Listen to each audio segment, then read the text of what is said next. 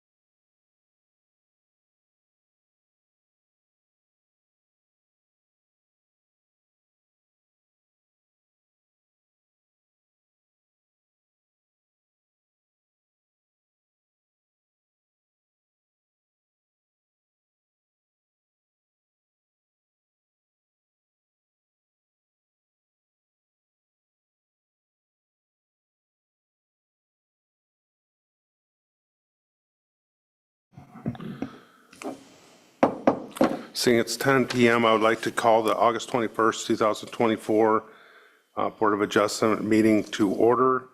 And we're here today to appeal of the Planning and Zoning Commission approval of a conditional use permit application to Salamanca Native Association Incorporated for the operating of administrative offices within an existing building located at 1311 Kiana Lane, Kenai, Alaska. I'd like to point out this morning that Councilmember Dothert will be abstaining from the participation in today's hearing as the council liaison to the Planning and Zoning Commission. He has information outside of today's hearing and that is not impartial. So we will not have Councilmember Dothert here. Clerk, please call a roll. Chair Gabriel. Here. Board Member Sonard. Here. Baisden. Here. Askin. Here. Maxted. Here. Daniel. Here. You have a quorum. Thank you. Before we get to the opening statement, I'd like to also point out that on August 12th, 2024, the appellant Paula Carlisle submitted evidence for inclusion in this packet. In her email dated Sunday, August 11th, 2024, Ms. Carlisle requested the hearing be moved from 10 a.m. to 6 p.m. At the time the request was received, the notice of the hearing with the current scheduled time had already been mailed to all property owners within the 500-foot radius and published in the Peninsula Clarion on August 9, 2024, and rescheduled for a second publication on August 16, 2024. The notice mailed to the property owners within the 500-foot included instructions on if an individual was unable to attend the hearing, how to submit written comments, of which none were received. If it is the will of the board, I will entertain a motion to reschedule the hearing. However, because the council already has a regularly scheduled meeting tonight at 6 p.m., another date may be entertained. The following information has been provided. In accordance with Kenai Municipal Code 14.20.290, appeals to the Board of Adjustment, paragraph F1, procedure, the Board of Adjustment shall ordinarily set a date for and hold a hearing on all appeals within 45 days of the filing of the appeal. However, should the 45th day fall on a weekend or a municipal holiday, the hearing may be scheduled for the next following weekday, which is not a municipal holiday under KMC 23.40.020A1. For good cause, the Board of Adjustment may hold the hearing up to 60 days after the filing of the appeal. Notice of the time and place of which such a hearing shall be mailed to all interested parties and to all property owners within the 300 feet or the appropriate distance as required by public hearing of the property involved at least 15 days prior to the hearing. Notices to the appellant and or applicant for the action to determination must be sent by certified mail return receipt requested. So what that puts us on as far as our schedule goes, the appeal was filed on July 10, 2024, which means the 45-day deadline would be Monday, August 25th, 2024, which is where we are at this point. If there was a will of the council to extend this to the 60 days, we would have to have a meeting between September 5th, 2024 and Monday, September 9th, 2024. In order to get our public notice and notice to affected property owners done. So at this point, I would entertain a motion. We don't have to, but if there's a will of the board to do that, we can do that. But just wanted to let everybody be aware of that would be the time frame that we would have to shoot forward to get this hearing scheduled. If there's no willingness to move forward, we'll move forward today with the hearing, okay? So I don't see any motion anybody entertaining a motion to move this or reschedule it, so we'll move forward. Next thing we have is opening statement.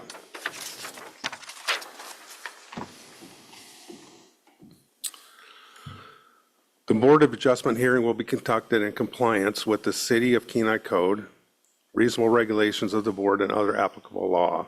The Board of Adjustment is a quasi-judicial board. The hearing is public, is being recorded, and being live streamed to the city's YouTube channel. All persons presenting evidence and testimony shall do so under oath, administered by the city clerk. This hearing will be conducted less formally with regard to rules of evidence and other court rules of procedure than in a judicial courtroom. This hearing before the board is de novo. The board will review both the facts and law presented during the hearing and submitted timely. New tangible evidence not timely submitted to the city clerk will normally not be admitted. All evidence considered in this matter should be in the record before the board as previously provided to the parties. The appellant or party applying to the board has the burden of proof to show entitlement to relief. Members of the public have 5 minutes each to address the board prior to the beginning of the party's presentations. Each party will be allowed 30 minutes to present its case. During the party's presentation of the case, the parties may call witnesses. Cross-examination will not be allowed during the party's presentation of the case. Any witness that testifies during the presentation of the case by either party, unless excused by the board with concurrence of the parties, must remain available to be called during rebuttal, at which time cross-examination may occur. Each party will be allowed 10 minutes for rebuttal. Any requested revisions to this agenda or procedures by a party must be made to the board and approved by the board immediately following the conclusion of this statement. Upon recognition by the chair, board members may question the parties and their witnesses. Questions by the board may take place at any time before the hearing is closed. Questioning by the board and responsive answers will not count against the party's time. The board requires a quorum of 4 and a majority of the quorum to make a decision. The board must issue a written decision within 30 days of the hearing date explaining its decision. The decision will indicate how each board member voted. The board may reverse, remand, or affirm wholly or in part, or may modify the order, requirement, decision, or determination as ought to be made, and to that end shall have the powers of the body from whom the appeal is taken. The board may undertake deliberations immediately upon the conclusion of the hearing on appeal, or may take the matter under advisement and meet at such other time as is convenient for deliberations until a decision is rendered. Do we understand that? I know that's a lot of information to digest. And just to kind of run through our schedule here, so we'll have the swearing in of the persons providing testimony, public comments, staff report, and then the appellant will get her 30 minutes. The appellee, Salamanoff, will get their 30 minutes. Appellant rebuttal, 10 minutes. Appellee rebuttal, which would be another 10 minutes. Appellant closing arguments, and then appellee closing arguments. And then from there, we'll go to deliberations. And as I said, something that we can make a decision on today or defer to a later date. Okay? So the next thing we'll do is we'll do swearing in of all persons providing testimony. And Ms. Sainer will be swearing in those folks. Can all persons who are going to provide evidence or testimony today please stand and raise your right hand? Public comment. Anybody that's providing testimony needs to take an oath to tell the truth. So raise your right hand. Ms. Carlisle, that's you as well. Go ahead and stand. Okay. Do you swear or affirm the testimony that you give in this case now before this board to be the truth, the whole truth, and nothing but the truth? I do.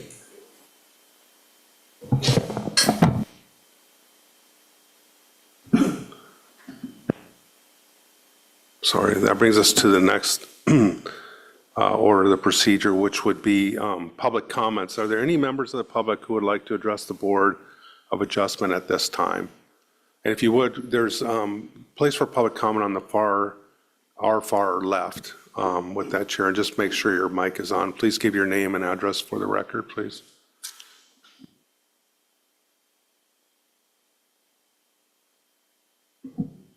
My name is Brad Brown. I live at 306 Baker Street, and Kenai has been my home for all 36 years of my life. First, I would like to thank the council for the opportunity to speak today and commend the improvements to the city's notification process. I have in the past voiced my displeasure about not receiving notification of zoning changes. However, I actually received 3 postcards in the mail about this change. So, message received. Thank you. I've thought a lot over the last few weeks about how to convey to you how special our little neighborhood is, but finally resigned myself to the fact that I don't think it could be done in the time provided to me today, or even if I had an hour. However, I'll try my best. I've had the chance to get to know nearly all of my neighbors over the last 10 years in one way or another. I help plow many of their driveways in the winter with my tractor. We keep an eye out for one another. When Kathy's house caught on fire, neighbors helped rally around her. Since Dawn passed away a year ago, we've helped Jessie maintain her property for her and her family. Sorry. Sometimes it feels like the kind of picturesque neighborhood you might see in a movie. It's certainly not perfect, but I think it's about as much as someone could ask for. Frankly, I think it's the kind of neighborhood that the city of Kenai wants to be known for. The problem that we're facing today is that an office building is not a neighbor, and a cultural center is not a neighbor. I understand that 50-some years ago, a group of people like yourselves decided that this parcel should be zoned for institutional uses. However, for over a decade now, it hasn't been used for those purposes. Allowing this building to be used as an office building with future intentions to expand do not fit within the otherwise purely residential profile of the neighborhood. You have the opportunity to correct that today. One of the things that makes our neighborhood so special is its peaceful, quiet setting. You'll find kids playing in or around the road nearly any time of day. My wife and I have spent hours with my oldest daughter learning how to ride her bike on the same road this summer.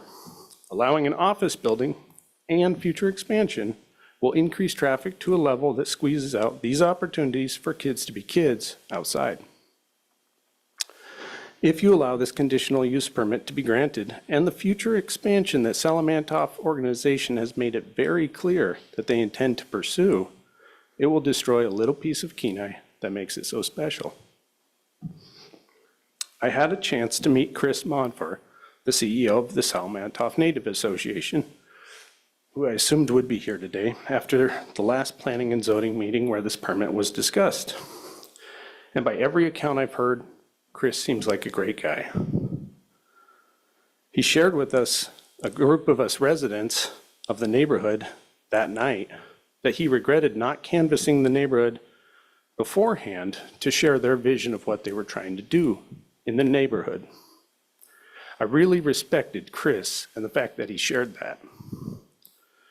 But then this appeal was filed, and weeks had passed to the point that we find ourselves in now, and no one from their organization ever came by to talk to us. And it made me realize that they don't actually care about being a good neighbor. They just want a place to do business. So I commend the leadership of the Salamantoff organizations for the good things that they're hoping to accomplish. But in the most simple terms, this is the wrong place for that to happen. The critical difference is that 50-some years ago, we had a neighborhood of people coming together to support the development of this parcel. And today we have the same neighborhood rallying to stop it. So with all these things in mind, I am humbly asking you as a neighbor and a father and a lifelong City of Kenai resident to please deny this conditional use permit. Thank you. Thank you, Mr. Brown.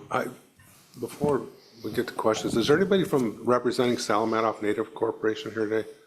Were you going to be providing following your legal rights under this board? If you would, could you please come up here to the table as the member of the proceeding here? And we need to swear you in as well.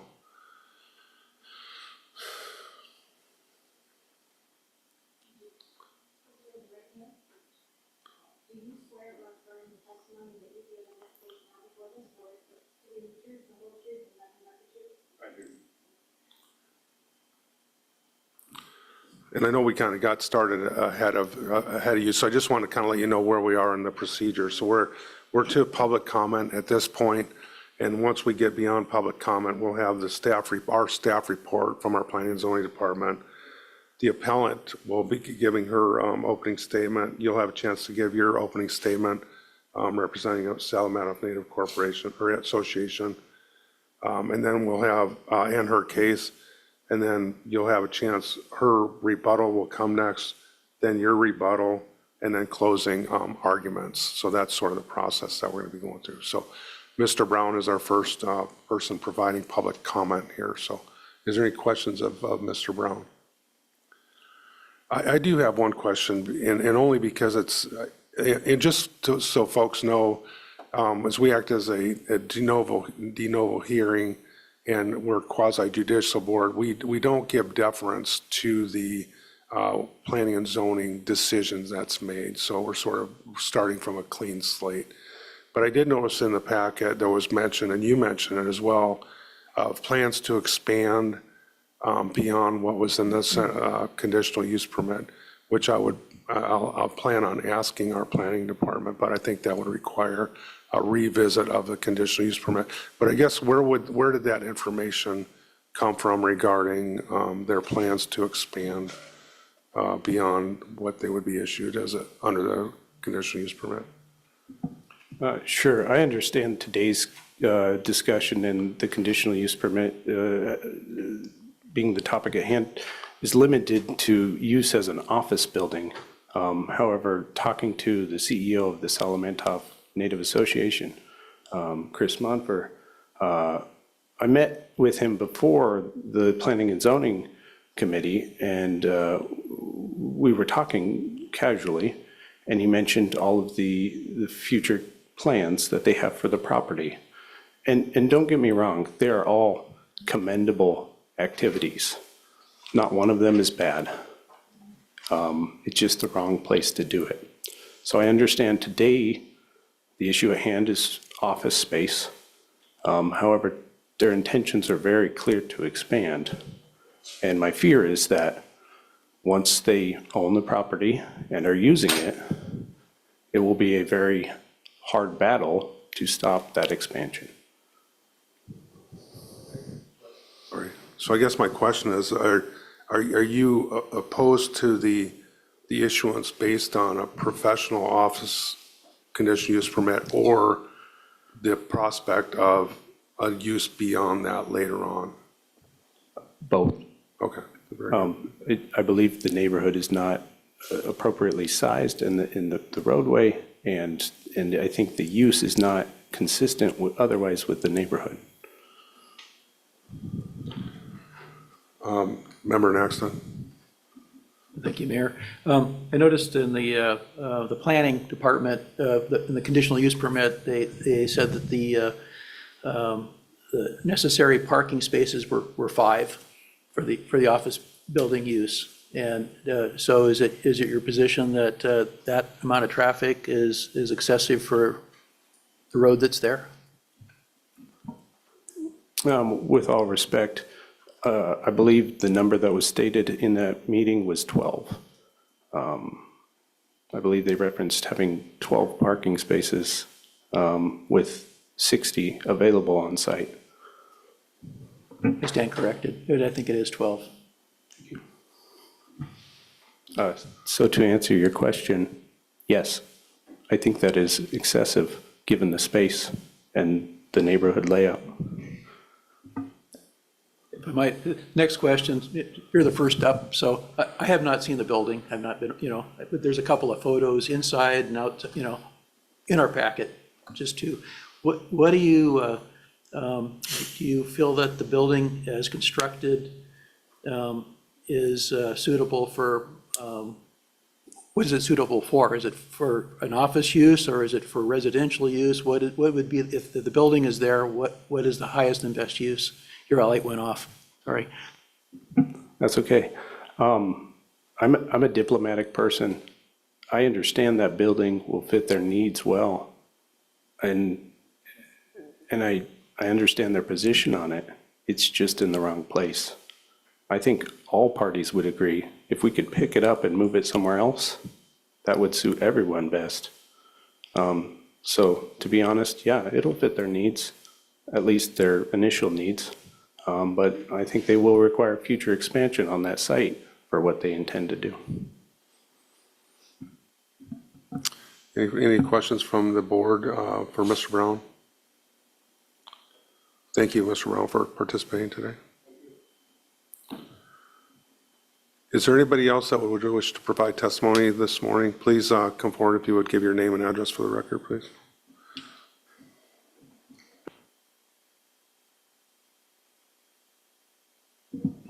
My name is Jim Hall. I live at 1303 Kiana Lane. I should say I own the home there. I live at 8433 Kenai Spur Highway, Kenai. I've owned my home since 1994. I now lease it out to my tenants sitting in the row over there. And their concerns, as with mine, are the traffic. I think my biggest concern is this is a residential neighborhood, not a business. It shouldn't be zoned. I know that's not your issue. But again, I feel that this is a residential neighborhood. It's quiet. There are a lot of kids. My child, who is now well into her 30s, rode her bike to Mountain View Elementary School with her friends. They used the trail and the swamp to get to Mountain View every day to ride their bikes. This is a beautiful place to raise a family. We don't need businesses in here. We don't need businesses according to the conditional use permit that says they would like to, in the future, excuse me while I find my spot.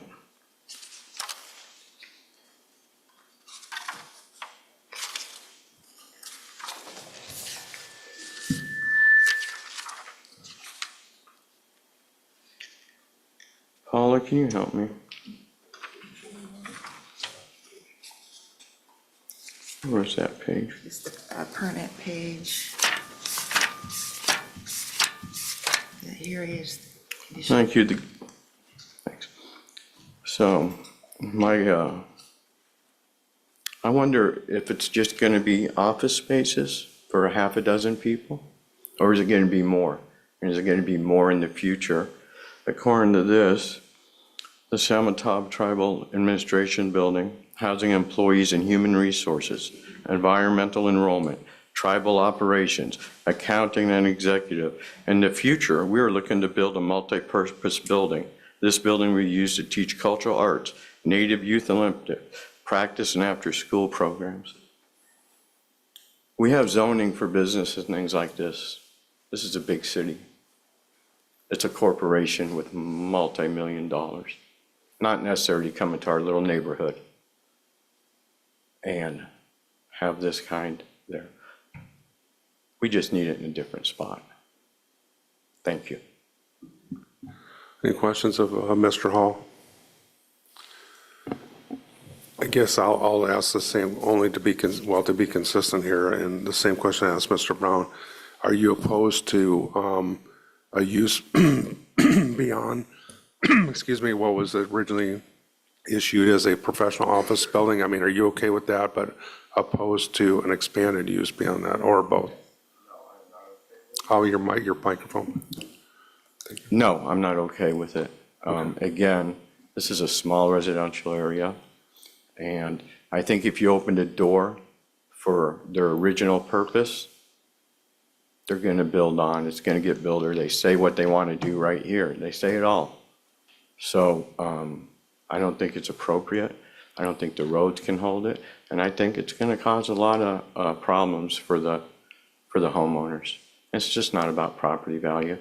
It's about a lifestyle that when people purchase a home and they look at a neighborhood, they're coming for they're buying because of the neighborhood. They want quiet streets, you know, so that's how I feel. Thank you. Any other questions of Mr. Hall? Thank you, Mr. Hall, for participating today. Is there anybody else from the public that'd like to testify this morning?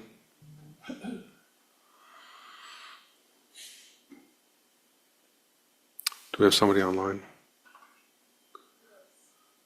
There's a Maxwell Howland that has his hand raised, and I'm going to ask him to unmute. Mr. Howland, can you please unmute? Hi there, can you hear me okay? I can. If you can hold on, I'm going to have you take an oath before you provide any testimony. Okay. So please raise your right hand and repeat after me. Okay. Or you don't have to repeat after me, just say yes at the end. Do you swear or affirm that the testimony that you give in this case now before this board to be the truth, the whole truth, and nothing but the truth? Yes. Thank you. I live at 1311 Kiana Lane. My family owns the property that we are trying to sell to the Salamatov Native Corporation. We have been trying all year to move to Anchorage to be closer to our family, and this whole appeal and the conditional use permit has been preventing us from moving.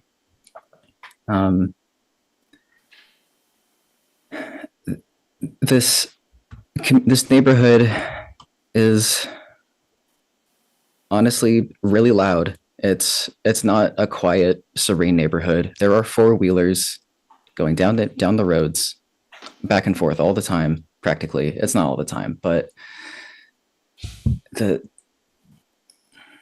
it's not great, honestly. It's not a problem.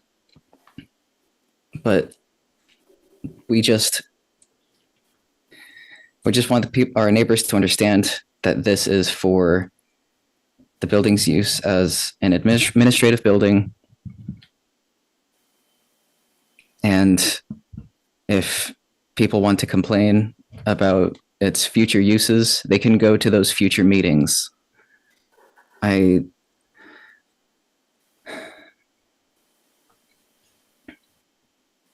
don't know. I'm frustrated by this.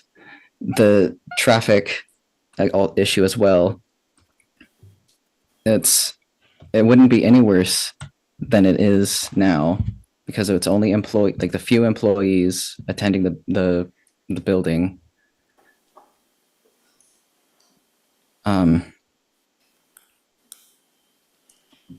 This place used to be a yoga studio, and it got a lot more traffic, like way more traffic than it does now, than it will. And even before that, it used to be a church, which we weren't here when it was a church, but it was a Jehovah's Witness hall. And I don't know, I don't think the traffic issue is comparable, especially when we have other road safety problems in this neighborhood, like cars parked on the street or four-wheelers going back and forth. And that's all I have to say. Thank you. Any questions of Mr. Holland? I guess I've got a couple here, Mr. Holland. How long have you owned this building? Or your family has owned it?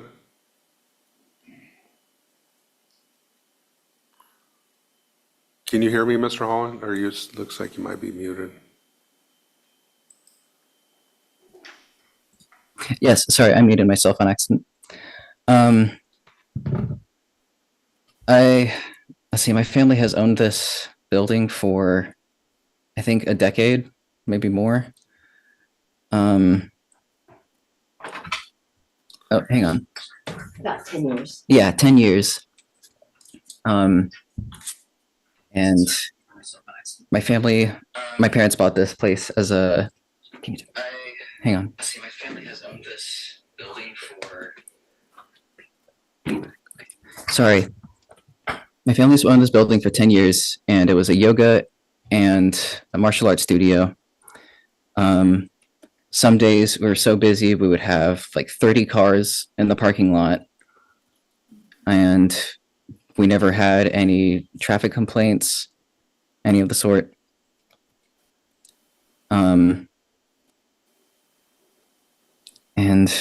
Yeah, that's all. Thank you. So you sort of answered my question or led into it. I was wondering, during the during the time that you've owned it, has there been or how much of that time has there been a conditional use permit for certain other uses besides residential during that time? I don't know if I did a good job of asking the question, but I'm basically looking at beyond a residence, how long has it been a permitted conditional use permit during the time that you've owned it for other uses? It had a conditional use permit as a yoga studio for 5 years. Okay, and is there any existing conditional uses permit in effect right now for that property? I don't believe so. Okay, very good, thank you. Any other questions of Mr. Holland? Member next then. Yeah, thank you. Yeah, Mr. Holland, you said that as a yoga studio, you'd have 30 cars. Just for perspective inside the building, you know, how many people, including instructors or whatever, would you have that would actually be there? Some people probably, do you have an estimate of the typical and maybe the peak days?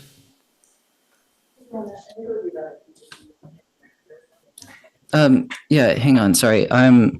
So my parents owned the yoga studio. I'm just speaking on comment today. My mother was the owner and she's coming in now. So would you like her to make another oath?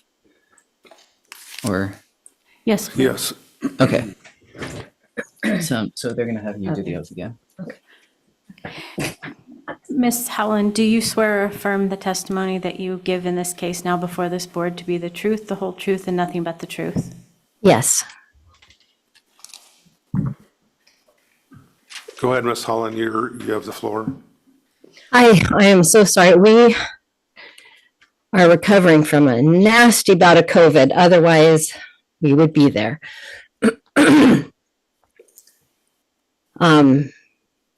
Yeah, it's been interesting. I again, hearing Brad, he's so articulate and I understand his concerns and, you know, he's such a they are dear neighbors.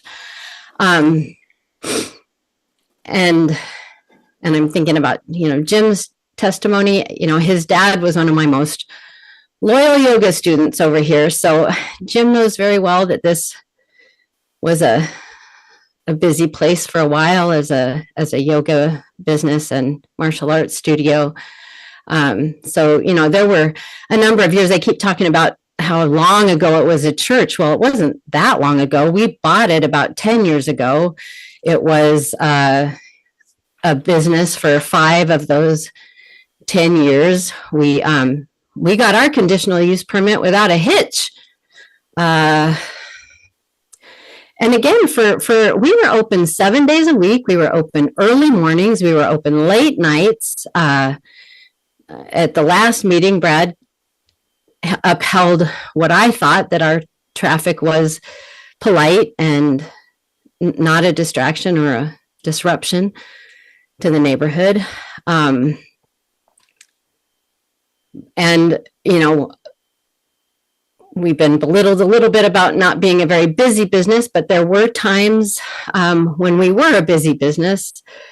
And particularly, we partnered with the Boys and Girls Club karate program. And, you know, that was a really positive and busy thing. We had, that was probably the times when we would have maybe 20 to 30 people here at a time, cars in the parking lot. And again, there was never a complaint to my knowledge about that. We found ourselves in a situation where we couldn't afford to maintain the building and our other home, so we sold our home and then found that we needed to utilize this space. So we put a tub and a kitchen in, and we've been living here. It's been our home, but that's been, since 2020. That it's only been a few years. So you're really, I don't know. This has been very frustrating. I'm going to stop because I'm rambling. Thank you. Any other questions from the board for Ms. Holland? Seeing none, thank you, Ms. Holland. Excuse me. Is there anybody else from the general public that'd like to testify today? Do we have anybody else online? No others online. Seeing no other people willing to testify, we'll go to our staff report and Mr. Max Best. Thank you, Mr. Mayor. This is an application for a request for an existing building as a professional administration building. The applicant is the Salamantoff Native Association. Property owners are Danette and John Howland. The address is at 1311 Kiana Lane. It's a 1.0. Mr. Best, hold on just a second, sir. I'm sorry. I was just wondering if our people to stand up and talk about this, is it over for us? Or do we we have more witnesses to talk? Yeah, you can call witnesses during your with presentation of your case. This is for public comment. Oh, So okay. any interested party, even if they're not affiliated with the appellant or appellee, can testify. Okay, So- but I can call later. Correct, yes, you can call witnesses during your presentation. Thank you, sir. Yes. And just so one last round here, is there any member of the public that would like to testify at this time?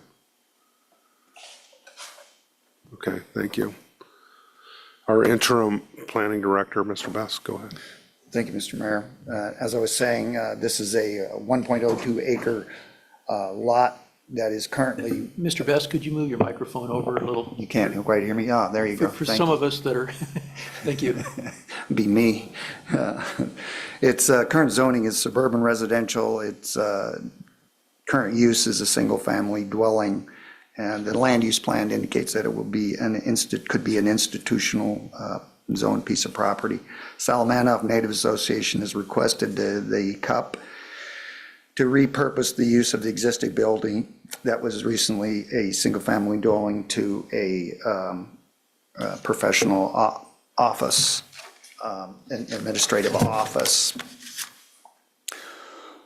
And human resources, environmental enrollment, accounting, and executive and tribal operations with future plans for a multi-purpose building to teach cultural arts, hold Native Youth Olympic practice, and other after-school programs. The conditional use permit at this time is to change it to only a professional administrative office.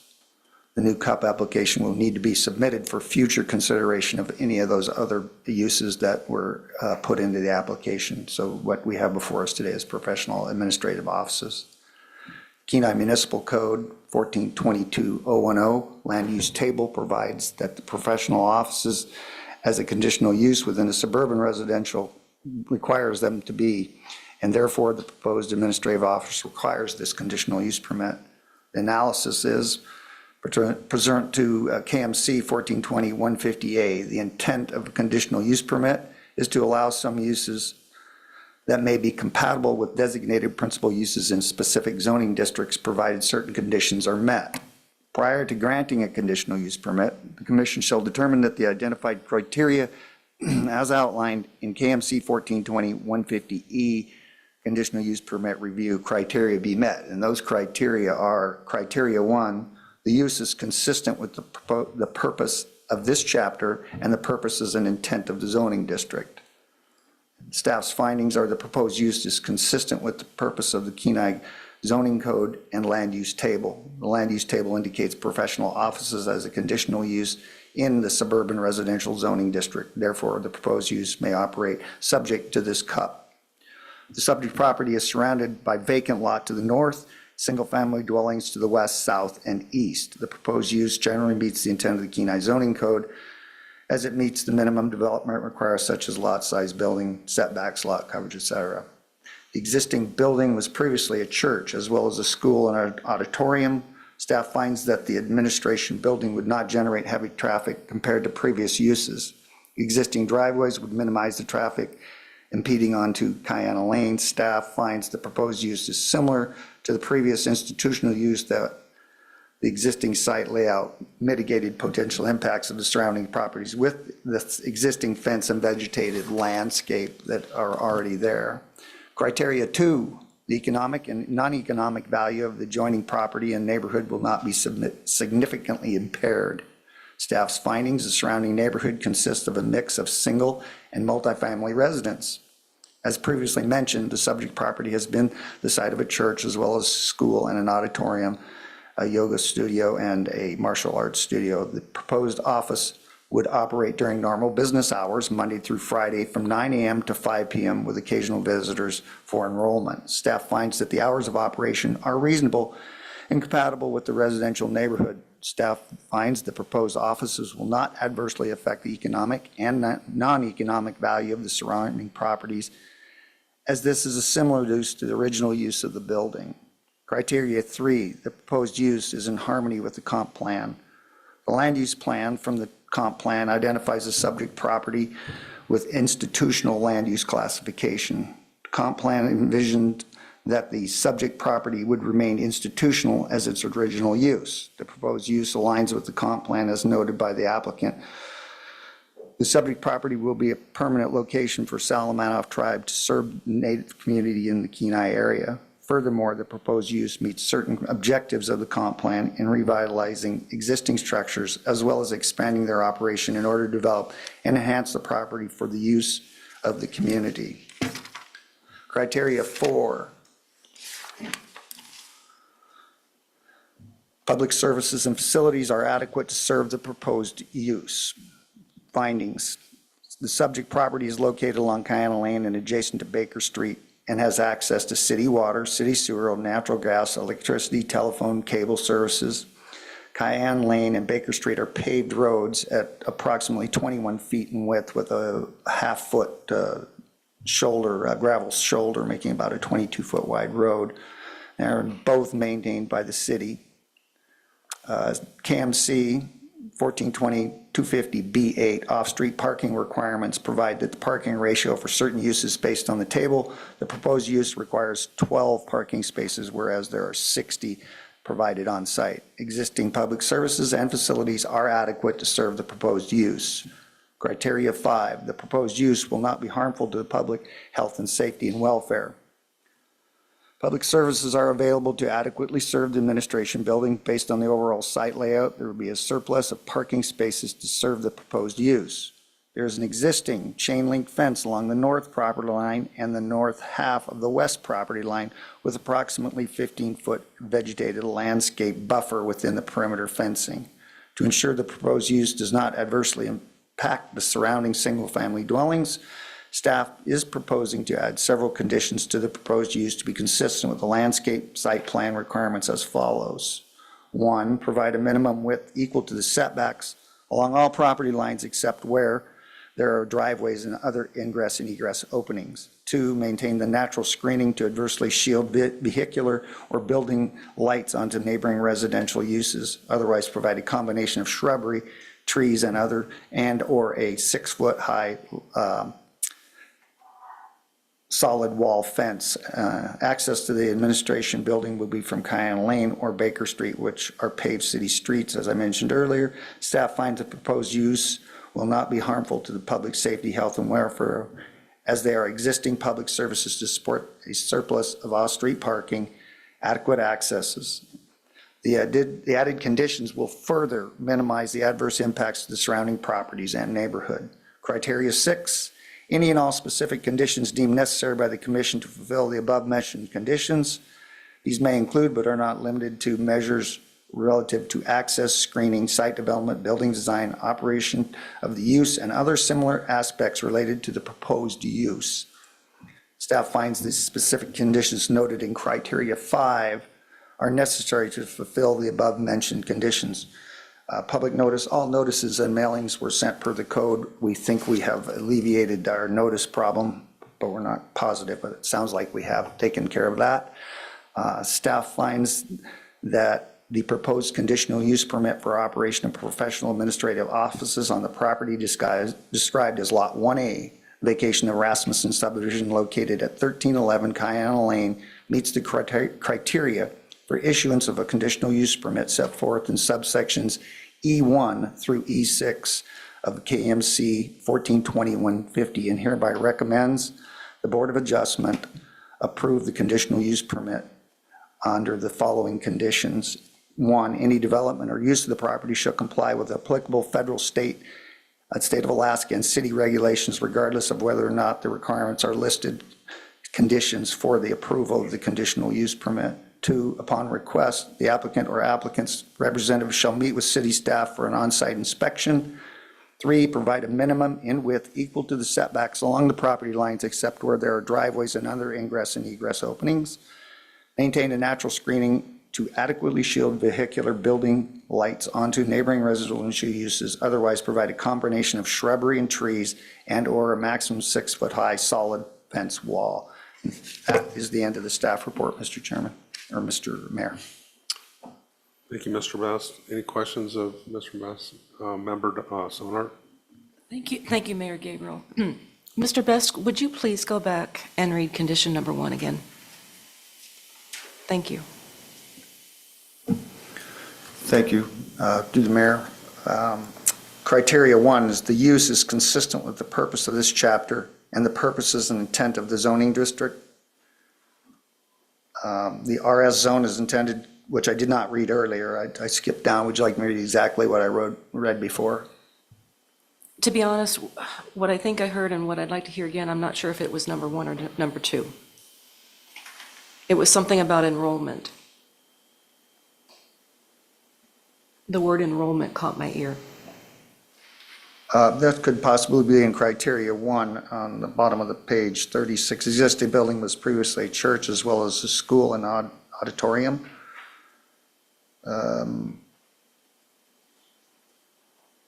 I don't see the word enrollment there anywhere.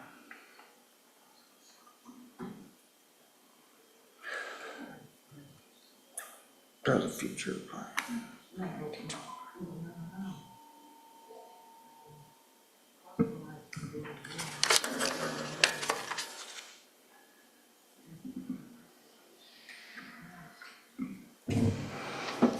Okay, I found it. It's the criteria number 2. I will read that again. The economic and non-economic value of the adjoining property and neighborhood will not be significantly impaired. Findings: the surrounding neighborhood consists of a mix of single, excuse me, and multifamily residences. Previously mentioned, the subject property has been the site of a church as well as a school and auditorium. The proposed offices would operate during normal business hours, Monday through Friday, 9 a.m. to 5, with occasional visitors for enrollment. Staff finds the hours of operation are reasonable and compatible with the economic and non-economic value of the surrounding properties as similar use to the original use of the building. So apparently they have an enrollment process, but no, I don't know what that would be a question for the Salmon Native Association. Member Sonart? Thank you, Mayor Gabriel, because when I heard that sentence, it jarred my thinking because I'm processing under the assumption that the CUP that was issued was for office space only, and that any future development or programs would have to come back to request additional CUPs. So when I heard that sentence, I was wondering, I mean, enrollment implies students, students implies programs. Why would there be enrollment happening here if it's just office space? But that would be a better question for the other side. Thank you. Thank you. Member Basin? Thank you, Mayor. So, Mr. Best, will you provide, or can we see the GIS of the neighborhood and what we're talking about? Is that something that we can do at this point or not? Does anybody have that available for us? I think that Ms. Sainer might have the ability to put that up. Is that too difficult? It's not. Can we take a brief at ease while I have Max get me to the right spot? Okay. Thank you. I'll take a brief at ease.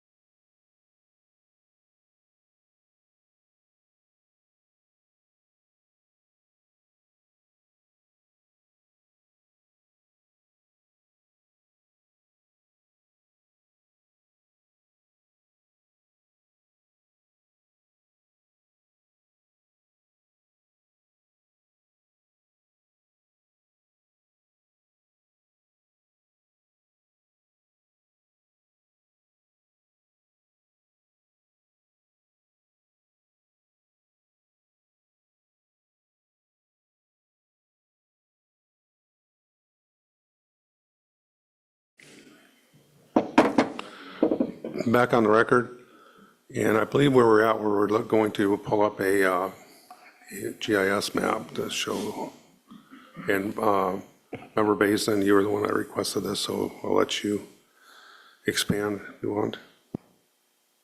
If we could, I mean, well, we got Mr. Max up here, so, or Mr. Best, I should say. Just looking at the situation we've got there with road access and the property, is there anything that stands out that we've missed from the report that, and to show the public too, what we're dealing with here and where it's located at?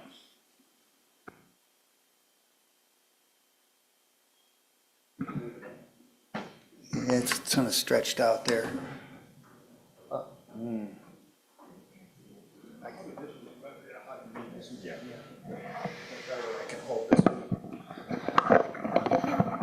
Thank you, Mr. Bazin. This is the parcel that is applying for the conditional use permit. Access Candlelight, Kiana, Baker Street. This was vacated a number of years ago during that replat. There's a single family here, there's some multifamily there, maybe a triplex here. That's the extent of the area. I mean, we can zoom out a little bit. I think these are the large vacant lot here. Yeah, to the north, as well as to the northeast.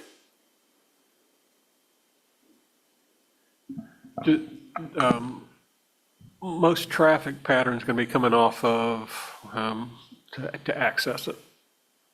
I would guess is the spur highway is this direction, that would be coming down Candlelight from the north to south and down Kiana into the facility this way. Thank you. Mr. Bass, it appears there's a drainage to the east of that property. Does that Kiana go through, does that cross that drainage? Is that developed further to the east? It is not. The road ends here at Baker Street. I mean, yeah, this is all just real wet over here to High Bush. So this is unconstructed from, well, this is this guy's yard from about here to there. So yeah, this is all. So there's no through traffic on Kiana then? That's correct. There is not. Very good. Further questions of Mr. Best? Member Daniel. Yes, that, Mr. Best, that single-family property next to that one right there, how do they access their property? As best I can tell through the mayor is that they access off of this eastern driveway and come through the parking lot and go to here. That's what it would appear from my site visit. So how would that impact, would there be any impact to that residence with this conditional use, this change here on how they access that? Yeah, if it's a new owner, I don't know what sort of agreement they have worked out with this property owner here, how they access that, whether they have an easement or not, I don't know that. I would guess they would probably still be able to access through that. I don't know that. But they'd have to have something with the new owner potentially to get through there.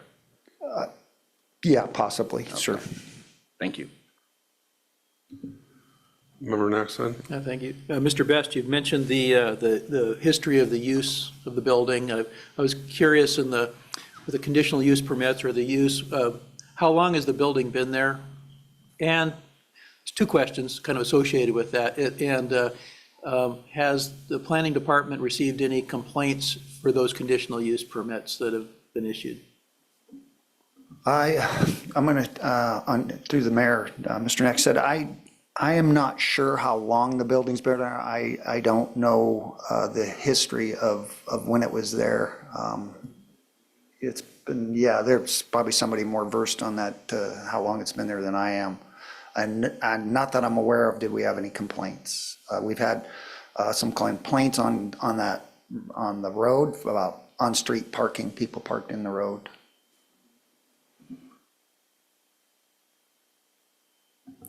Any further questions of Mr. Best? Staff? I do have one, and maybe just for clarification, because I think I might know what this means, but I'm not exactly sure. Under the conditions, the conditional use, the conditions that were prescribed by planning and zoning for the conditional use permit, on item 3, it said, provide a minimum in width equal to the setbacks along all property lines except where there are driveways or other ingress egress openings. Exactly, what does that mean exactly, Mr. Beth? Thank you, Mr. Mayor. The current setbacks, the front setback on the road is 20 feet, so that would need to be maintained, except where you ingress and egress, there'd need to be a natural vegetated growth left there. The rear is also a 20-foot setback, so there would need to be 20 feet of vegetation along the rear of the property to the property line. And along the side lot lines, I believe is only 5 because it's a single-story facility that it's 5, but there's probably more like 15 there on the north west portion of that, next to that parking area. So it's simply honoring the setbacks, the existing setbacks that you would normally do as well, or does that provide, it doesn't mention the screening or anything there, but that's what I was just trying to wrap my brain around here. Okay, thank you. Yeah, I understand your question now, Mr. Mayor. The setbacks are generally building setbacks. And so what we've done is taken the building setbacks and requested that they become vegetated buffers. Thank you very much, appreciate that. Further questions? Member next then. Thank you. It's just more of a clarification under finding 4 facilities are adequate. You stated that the road was, the paved width was 21 feet with about 1 foot shoulders. I just wanted to, based on, as a planner, is that width adequate for the neighborhood and the proposed use for the traffic? Thank you, through the mayor, Mr. Naxted. I don't know what, I can tell you that the road was constructed under an LID to the current city standards. So it was built to a standard to withhold whatever development there was there through an improvement district. I do not know what the standards today are, whether that's adequate width and for that type of an area. But when they were constructed, they definitely met the width. And if you don't park on the street, it's plenty of room. Yeah, but they do, which they're, and I can elaborate a little bit if you want to on the, with how the city handles the on-street parking. Typically, it's not allowed through the winter months. And so that's generally when we have complaints about it is, and we don't tow, we have a ticket process, so we can ticket them. And that's where we end up getting complaints is the graders and the plow trucks and whatnot having to go around vehicles parked on the road. Member Basin? Thank you, Mayor. So I think the thing that stands out, and Max, you mentioned this, when this road was put in, probably today, when I'm looking at it, it wouldn't meet today's standards because definitely wouldn't meet today's standards for emergency access. So it would be inadequate if we were looking at this today as a new road that was going in there because the turnaround and everything in there doesn't meet what we'd be looking at today, if I'm thinking of this right. Through the mayor, Mr. Bazin, I believe there's not necessarily a turnaround required because Kiana goes down and Baker goes to the south. So there's a looped access. I don't know if you're talking about the facility itself for emergency service radius turnaround or anything. And it could be both based on how far off the road it is too. And, but it doesn't look like it's that far off, but even emergency access today, you'd look at it to where you could get in there with parking and still get turned around if it was so far off the frontage road. But I was just looking at, we may have more questions if it was a new neighborhood that was being installed. I think it'd look differently. Yeah, I don't know what the current standards are. Further questions of Mr. Best?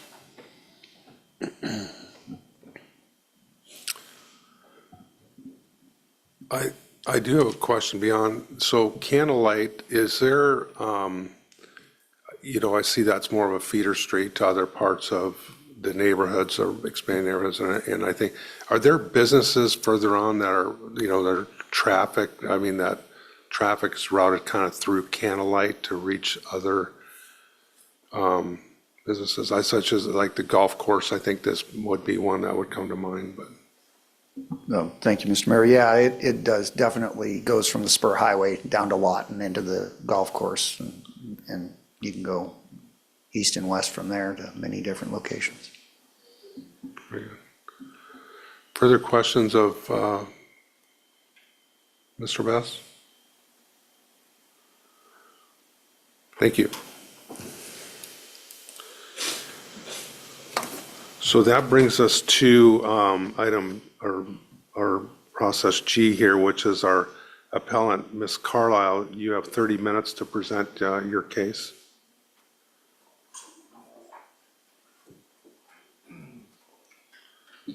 Can I call witnesses right now or just go into my spiel?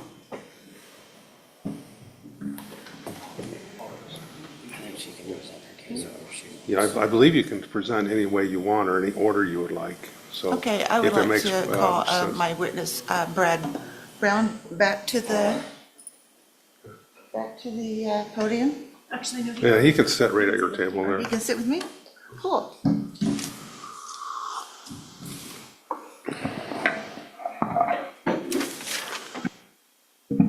If I may speak to some of the context of the GIS that we were looking at, I think it's really critical to understand the context of the situation that was 50 years ago when this building was built.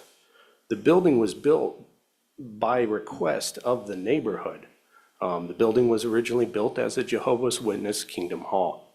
The neighborhood was, and by neighborhood I do mean Kiana and Baker Street of that block. It was comprised entirely, 100% of people who attended that Kingdom Hall. As evidenced by the single-family home that's accessed through the parking lot, they had unusual arrangements because they knew each other. They were not only neighbors, but they were a congregation as well. In terms of access, I would submit that the roadway is inadequate. It has no center line, it has no defined shoulder, it has no shoulder line. With the on-street parking issues that are persistent throughout the year, all year long, that has not been resolved by the city after multiple requests, it turns into a one-lane road, and I do mean Kiana, that one block of Kiana. If the city is not able to mitigate that, the street is woefully inadequate. I encourage any of you to drive down it today after this meeting, regardless of your decision. I'm done.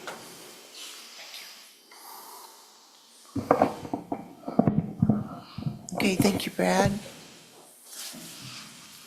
Can I call another witness? Can I please have John Williams come up?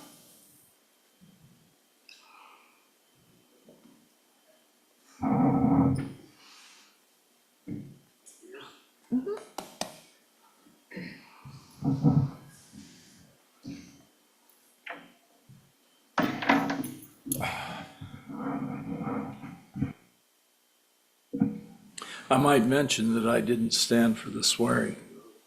So, I was going to ask you if you'll need to be sworn in before you provide testimony. Good idea. Do you swear or affirm the testimony that you give in the case now before this board to be the truth, the whole truth, and nothing but the truth? I do. Thank you. Well, first of all, thank the Board of Adjustment and the mayor for hearing our pleas this morning. I think the problem is here that we're faced with a dilemma created over time. As stated, the building has been there for more than 50 years. I've lived on Candlelight Drive for more than 50 years. It's hard to believe that, but it's true.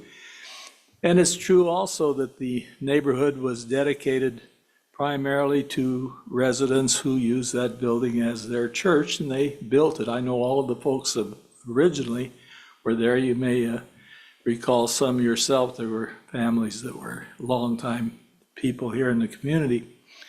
So it points out a problem we have with ongoing comprehensive plans. We can only look at our comprehensive plan today and look what's transpired in Old Town. I cannot tell you how many hours and hours and days and weeks we spent planning Old Town to be something entirely different than what it is today. That time was not wasted because at the time it looked like a good idea.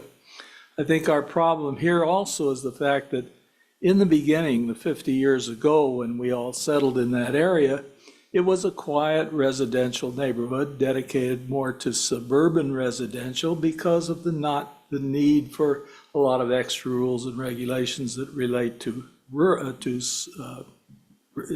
internal, I'm trying to say residential. So again, we run into a problem of time. So now we're saddled with the issue of how do we handle the building that's there? We have a property owner here who has absolute rights to their property. Whatever we try to decide, we can't subtract from the value of that property because that's tantamount to condemnation. Is the city willing to condemn and go in and buy at market value to take care of this problem that now exists? That would be a tremendous discussion. So again, we're faced with a dilemma. Also, we have now an expanding neighborhood that has gone far beyond what it originally was. We have 3 fourplexes, we have a triplex, multiple family housing, which I personally was involved in developing some of it, all within an area near what was once a church. A church is always allowed within residential areas. We've known that from past history. Today, if it were a church here applying, you'd be almost bound to say yes. But we're looking at something entirely different now. We're looking at an office building. The problem with looking at this particular office building is that throughout the testimony, there's also conditions and situations where they're discussing other issues that would take place there. That would add immensely to the traffic and so forth. So you do have a dilemma here as to what to do. I can't tell you exactly what to do. I personally am not in favor of what is trying to be added into the neighborhood. But again, we have rules that we have to go by that probably would disallow a lot of the testimony that we're giving today because it doesn't fit the rule.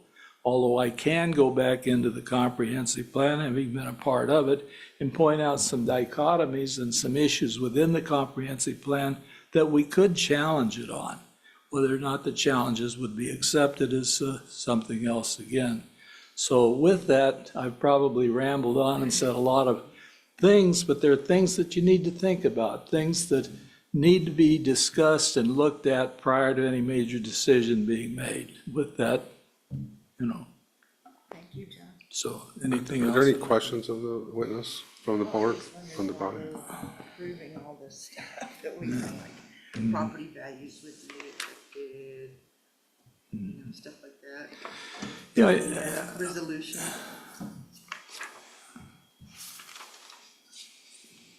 That they said that, it's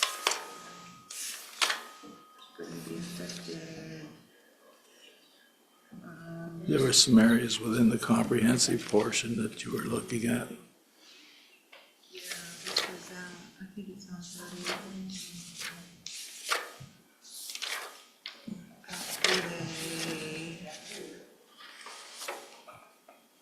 Planning and zoning, Let's see, where my glasses at? then how it wouldn't affect the environment.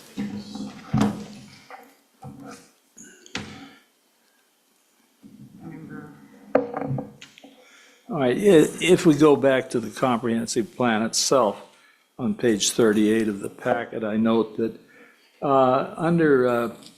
in the analysis and the findings, under 2A, we talk about violating the residential character of the environment. the residential character of the environment also meaning, of course, the people that live there and the homes that they've developed. And again, I point to the fact that it is a very tightly knit residential community. Had this office building or church, not as a church, but as any other type of a building, been proposed even 50 years ago, I doubt that it would have passed the criteria of the planning comprehensive plan. And section B of that, to generate heavy traffic in predominantly residential areas. Again, it continues to refer to the area as residential area, residential area. Again, a church being allowed in a residential area, but not an office building.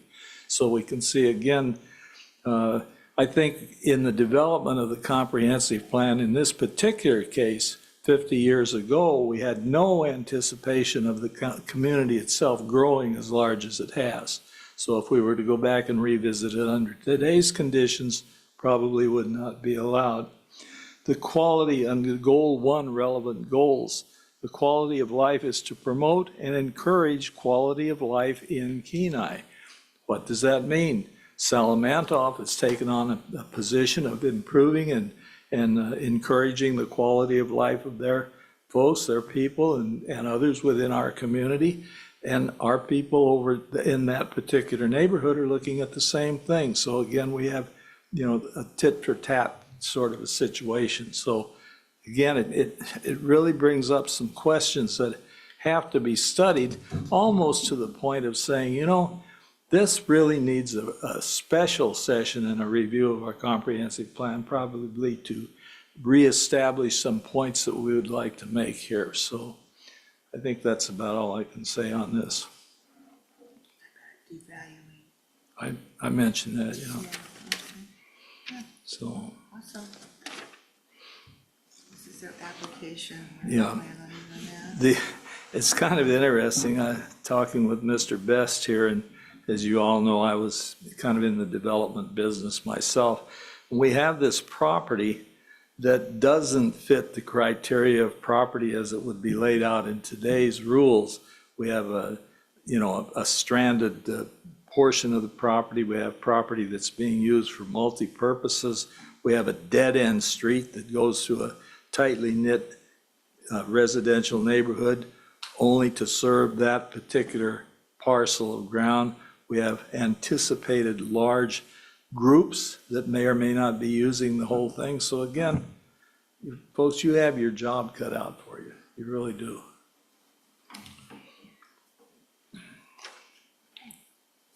All right. Thank you so much. Any other? Is there any questions of Mr. Williams, member next? Thank you, Mayor Williams, for coming, and your points are well stated. I guess I do, as this is formulating and something you said it's a church versus an office is for that use, excuse me. And, I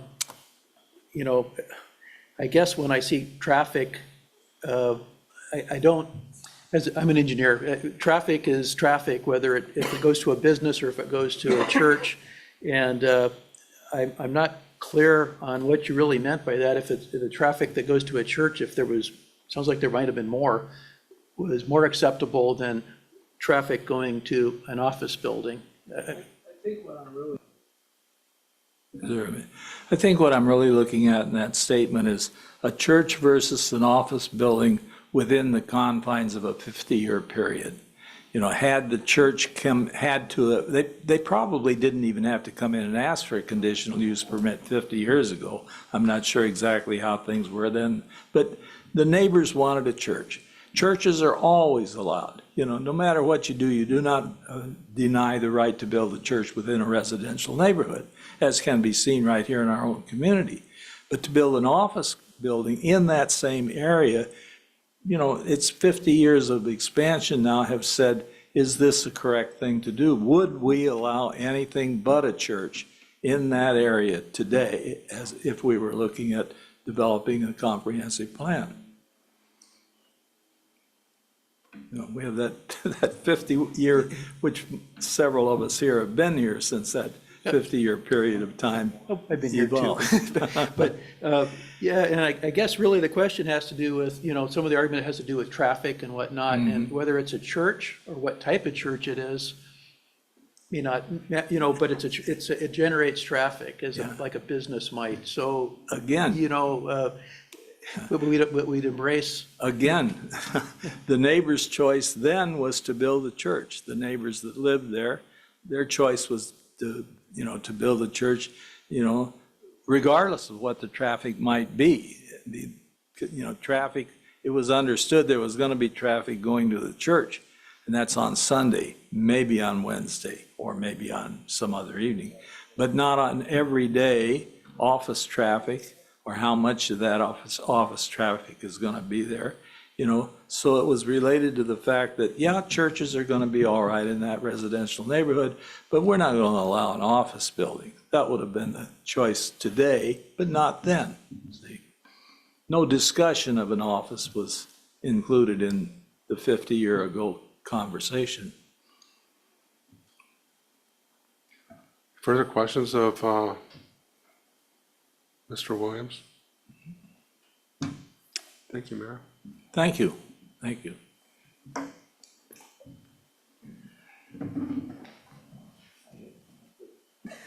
Thank you, John.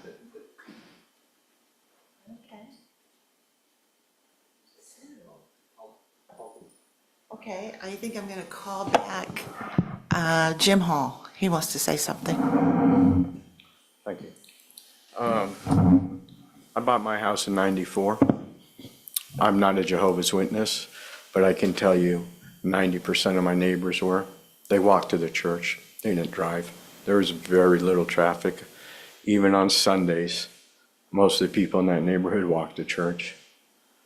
Number two, I ask you all, most of you I'm sure live in a residential neighborhood, how you would feel if 200 feet from your home, they built an office building in your residential neighborhood, how you would vote if it was your property. Thank you. Any questions of Mr. Hall? I guess what I would ask, is there anything that you, within the staff report on the findings of the criteria, that you would dispute or Well,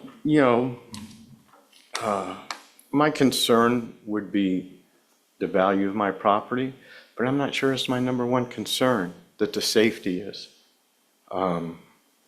Again, I think John Williams has said it perfectly. It's a residential neighborhood. It's not a business area. It's a place for families. They built a church there to be in their residential neighborhood. That's common everywhere. So, as far as the parking and the 60 cars, I did the yoga. Me and my father went for years. I never saw more than 8 cars in that parking lot. 2 days a week, 3 days a week. It was never an issue.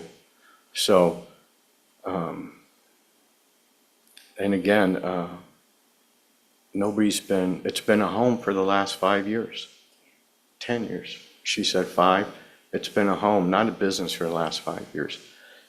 Before that, 5 years, while it was the yoga studio and karate, again, I tell you, there was very little issues with traffic, very little.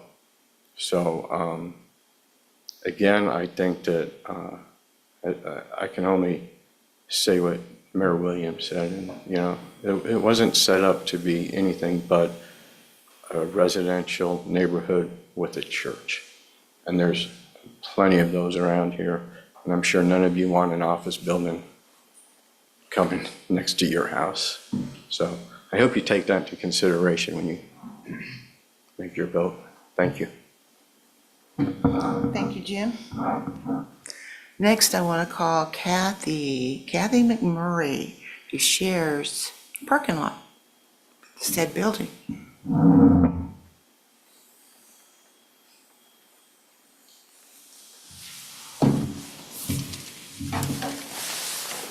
I believe you were sworn in. Is that right, Ms. McMurray? Yes. Thank you. Go ahead. Well, you called me up here, so. Okay, do you want to say anything before the, This whole thing it's been really hard for everybody in the neighborhood. I love all my neighbors and we are, pretty much a family there and watch out for each other.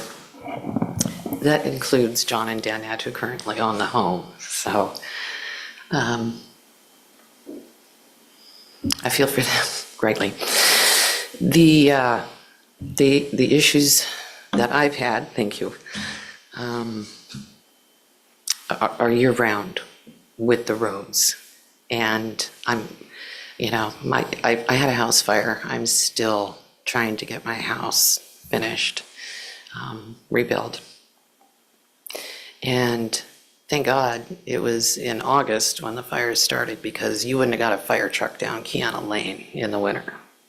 It would have taken longer. They would have had to go all the way around the block. The road isn't sufficient, and the house in particular that has all the cars parked in front of it, their own son 2 summers ago was actually hit by a car, because the kids dart back and forth. They come out of those, in between those parked cars. He was fine. His bike was garbage, but thank God he was fine. And I have complained, as well as the neighbors complained. I've had the police come out, and they've literally told me there's nothing they can do, that people are allowed to park in front of their houses, but it is a safety issue. So the other issue, I do need to have access to my home, and I do share my driveway with that property. So I just want to make sure my investment is protected with access.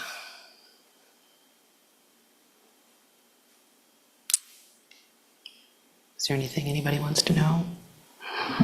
Do you have an easement agreement with that property owner? Is there on the deed or anything that allows you to have, and I don't know if it's shared or if it's within the right of way or easement of the property, but is... I would have to look at the deed.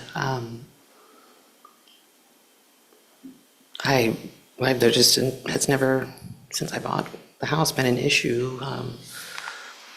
When I bought the home, the realtor told me I couldn't be denied access to my home, and John and Danette, they've been very kind, and there's just never been an issue. Do you foresee a problem with the new owner, possibly?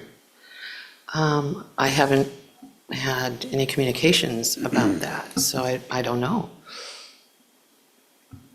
Thank you. Further questions of the witness? Council, or member Naxton? Thank you. Thank you for coming, and something that's repeated itself, and I don't mean to get put on my council hat too much, but it has to do with parking on streets there. And it's something we've discussed before. Would a no parking on your street at any time be something that you think that your neighbors would support? It sounds like it's an issue with children and all of that, regardless of this, which I'm not sure where we're going, but I just kind of want to know what you think. I know that people have gatherings at their homes, and there's going to be times when, I might have one of my grandkids' birthday parties or something, and there won't be enough room for parking, and someone might park on the edge of my property, but it's like a, 1 or 2 time a year thing. But this particularly, if you drive down that road today, you'll see it's all around one house, and it's every day, all year long.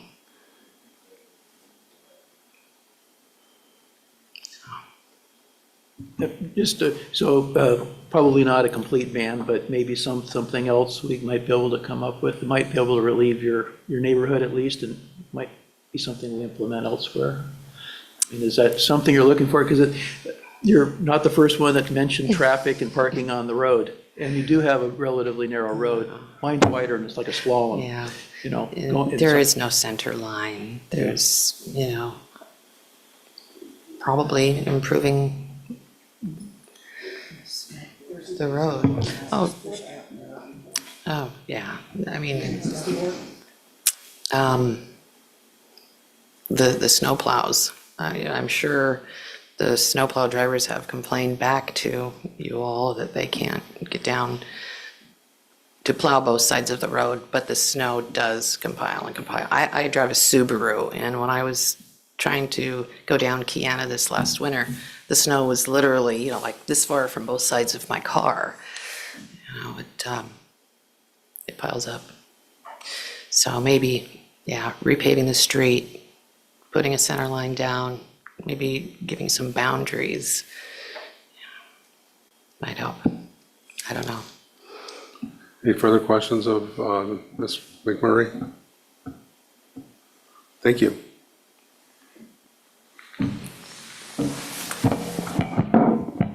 I'm going to ask Jim Hall's renters to come up. I think they're the Eilers, they're an elderly couple. Sure, we'll do it.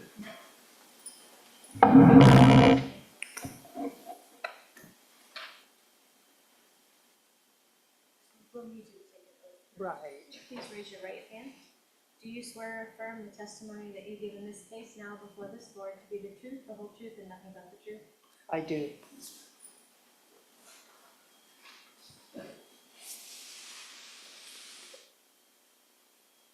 For having us.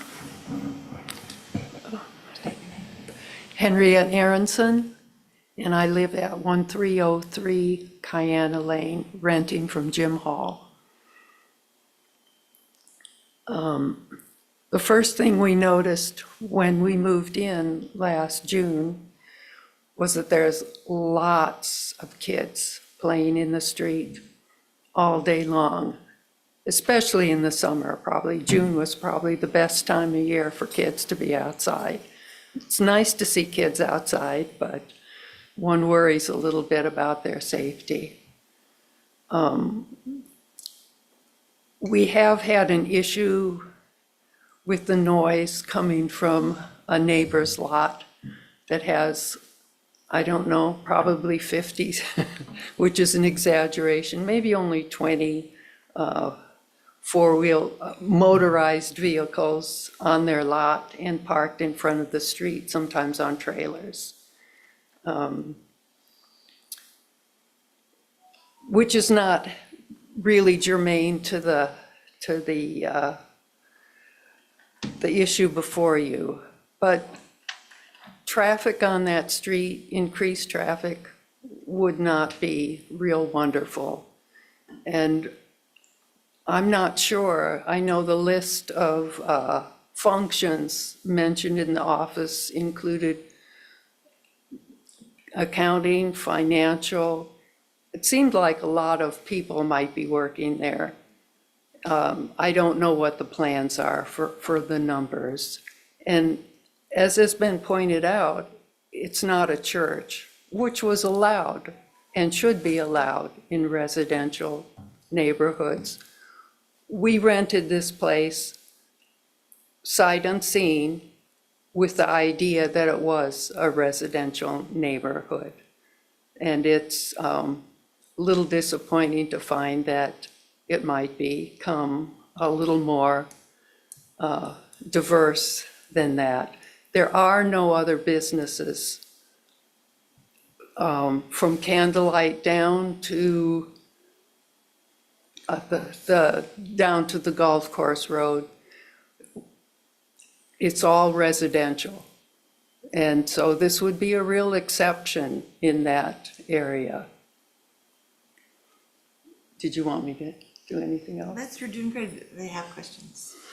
Do you have any questions? Was your name, for the record, was your name Miss Aronson? Aronson, Aronson. Arenson. Aronson, very good, thank you. Any questions for Miss Aronson? Thank you.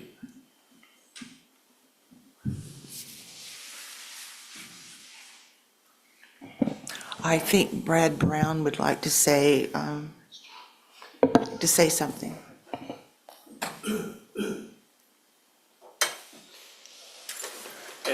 At the risk of tiring you of hearing my voice, I'd just like to point out, there is, in light of the traffic and the street restriction due to on-street parking, there is provisions for this in this Kenai ordinances for on-street parking during the winter. That is not allowed, but it is not enforced.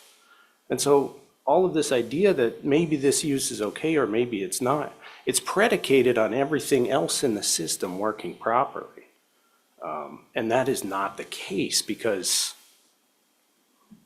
our own ordinances aren't being enforced. So at that point, everything else starts to fall apart. I would also like to point out that Salamantoff as an organization has other properties that would fit these needs. They own the Salamantoff Cannery Lodge property now, which is fantastic for multipurpose. I'm sure there's room for offices. I've been there myself. It's a fantastic place. So I'd like to keep that in consideration as well. That's all. Questions of Mr. Brown? Thank you. Okay, looks like it's the end of my witnesses. Okay, so that's the end of your presentation of your case? Well, I can go into my 30 minutes.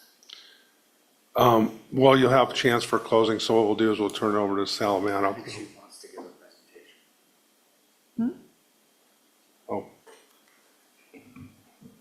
Did you have any more? I guess I'm wondering where we're at, where you're at when you're. So the process is 30-minute presentation, then Salamantoff will have an opportunity for a 30-minute presentation. It will come back for you to rebuttal, then over to Salamantoff for rebuttal, and then back to you for final closing arguments, and then Salamantoff for closing arguments. So if you have more to present for your case, this is the opportunity for that.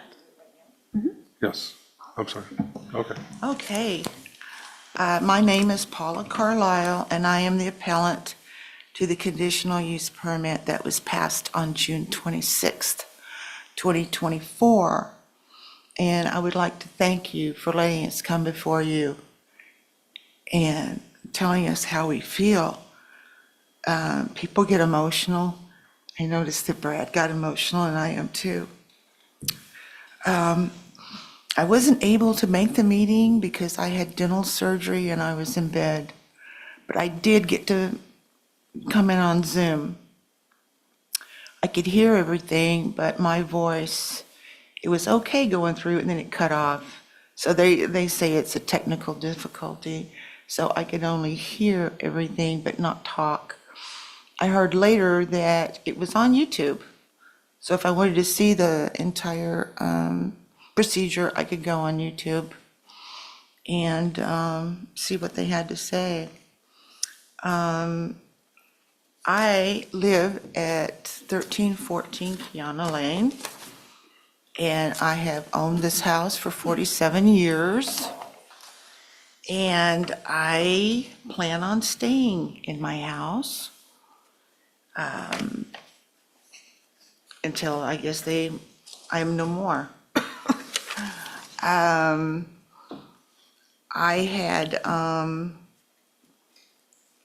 let's see, I am a single female with disabilities, and I have eyesight problems, and the activities, the traffic, and the noise would affect me directly because I live right across the street. So my front yard is in their side yard. And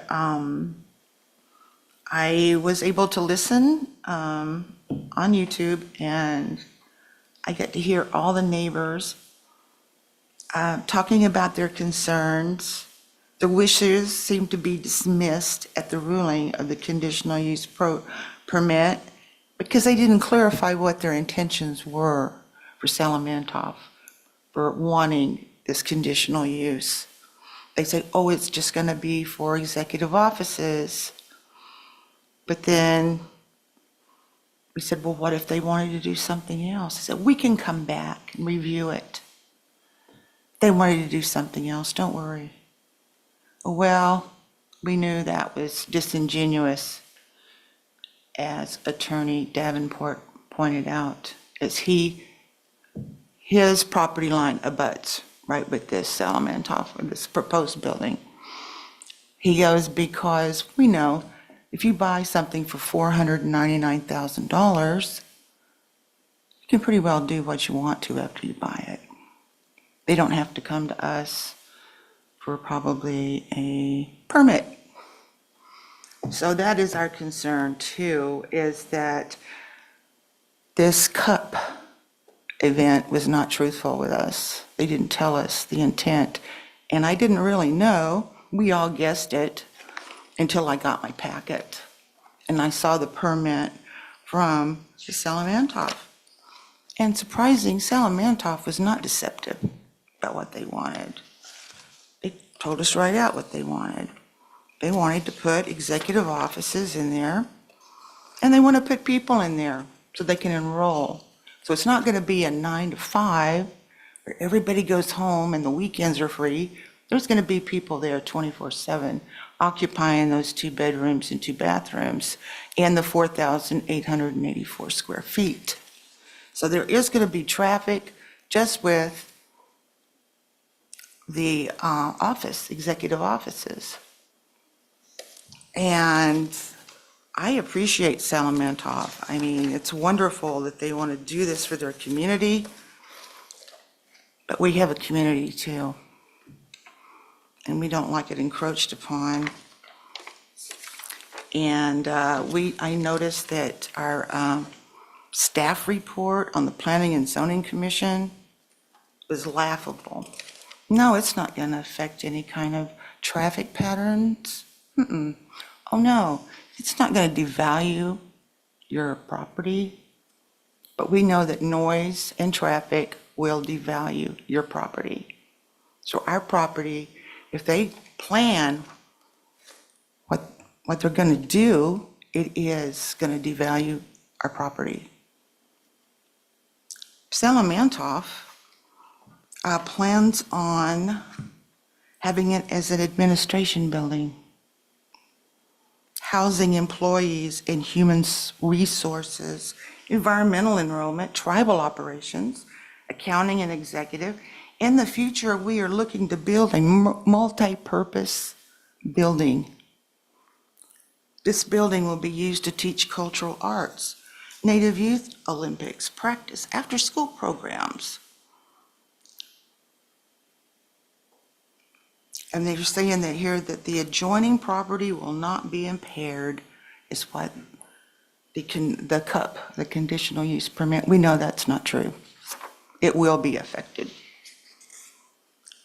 Looking over at the building inside is beautiful. They've really redone the inside.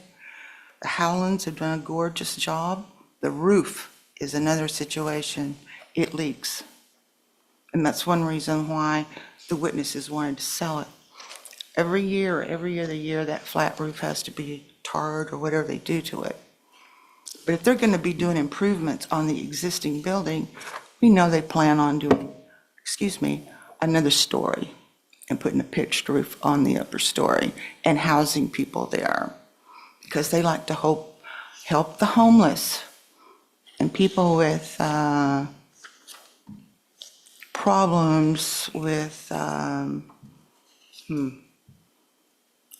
like drug addiction or something like that. They plan on housing people there. When they're going to buy it, they can do with what they want. That is our objection. This property dead ends on Cayena. It's no through street. It dead ends on Baker Street. Because there's the Kingdom Hall, there's Woods, it stops. The only way out is between Cayena and Cacnoo. And nobody that lives on Baker Street is going to go through Cacnoo. They're going to just come right down Cayena. So not only do we have all these houses on Cayena and children, we got Baker Street too. So there's essentially 3 dead ends to this thing. There's no through street unless Salamantoff plans on putting in a through street for emergency purposes. I have been a foster parent to animals. Walked into my little cluster box, my dog got hit in the road. I almost got hit going after the dog because they just fly around the corner and there's kids sliding down in the winter right into the street, so you can't see them from the sides with the snow berms. And I told Flavio, which I don't think his letter was read, he couldn't be here. He's a foreman for 3 construction jobs and he couldn't make it, but he did write a letter. He's got 6 kids. They're homeschooled. They're there day and night, especially in the summer. Davenport's got 5 kids. We got kids, toddlers, all the way. The top of Cayenne, all the way down. We don't need traffic in this area.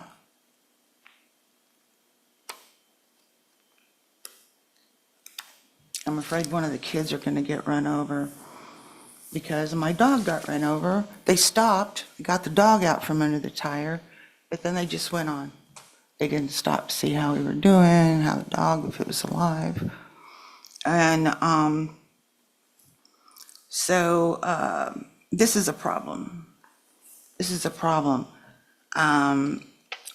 We want to keep our neighborhood. We don't need a cultural complex in our neighborhood. Like Brad Brown said, they have a beautiful place, not very far away from their 230 downtown office that they can go over there. It's got a lot of outbuildings. They have an amphitheater, a heliport. They can have receptions there, a beautiful restaurant, rooms, everything. They could put executive offices in that. I thought it was kind of amazing about the Salamantoff. There's 1,189 members here in this community of the Salamantoff tribe. There's 298 households. 65% of them drive cars, which they can be driving around. 16.8% use taxi cabs, motorcycles, and other vehicles. They have their offices at 230 Main Street. And since August the 30th, 2022, they were awarded $3.2 million. So they have property. When I was a teenager, my friend worked at Salamantoff Seafood. And I would pick her up. She worked in the office, and it was this cannery lodge. It was a working, functioning cannery. Now, if you look on Google, they're a real estate company. Salamantoff is a real estate company. They have property in Nikiski, Kenai, Soldotna, and Sterling. They have carpenters and contractors that are part of their members that they can build you a beautiful home. They have Airbnbs all over. Gorgeous. The pictures are gorgeous. They can build this complex somewhere else.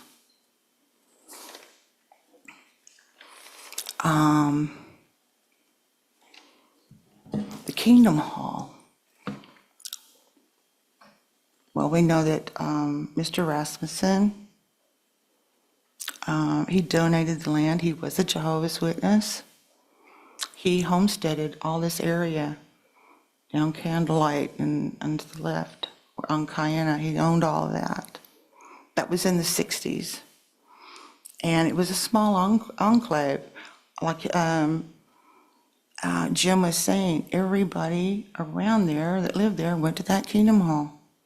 There was kids, but they got to play in the parking lot. But now they're in the street. So I don't raise my time up. Yeah, do you have any wrap up, or are you close to the end there? Well, Ms. I Carlisle? just wanted to reiterate that Salamantoff wants to preserve its culture and community, and so do we. People have put their life savings in their homes their children's futures, their children's schools, and it shouldn't be devaluated, their property values, or should they be ignored like they have in the past with our concerns? That we can just do it later. We can look at this later, but after it's sold, it's all over. Thank you for your time. We appreciate it. So, so we'll have Sal Maloff will give a chance to do their presentation, 30 minutes, and then as Ms. Sainer mentioned, they'll have a chance to rebut anything they present, and they'll have a chance to rebut anything that you've presented so far. But before we leave, I'll ask the body if they have any questions of Ms. Carlo. Member next then. Thank you. What this body is going to do primarily is look at those 6 conditions, the findings basically on those things. And one of the things that you touched on a couple of times was property values. And you said, that they're going to change or go down. And I was wondering if you had any, and I don't mean to sound like I'm challenging it because this will help us. Do you have any data that shows what would happen to property data? Yes, I've talked to real estate people and also John Williams. He's been a developer. And also on Google, there's 2 things that will devalue your property is noise and traffic. It's well known. Do you have any idea what that would mean for your property? As far Yeah, I as live right percentage? across the street. Yeah, I mean, would that- And there's no way I could sell it for, because, unless they're willing to buy our houses around the neighborhood not to undercut us, but, I don't really want to move. I was even wanting to put a kiosk in front of my house with warm blankets and books and food. I couldn't do that because of traffic. I couldn't even have a kiosk in front of my house. It'd be too much traffic because it dead ends and it causes a backup. People have to go around. So I can't even do that. Thank you. Any other questions of Ms. Carlisle? So with that, we'll go to, can you state your name and address for the record? Yes, my name's Eric Morris, and I'm director for the Salamantoff Tribe. Okay. Eric Morrison. Okay, and you have been sworn in, so please begin you have 30 minutes to present your case. Yeah, thank you. First, I want to discredit some of the hypothesis that has been given already. One, our tribal numbers are not 1,100, we're 500. Sure, they're speaking of the larger tribe, Cananche. The other is that they spoke quite a bit about Salamantoff Native Association, which is buying the building, but it is for the use of the Salamantoff tribe, and of which I am a director. We are a social service organization, not a business.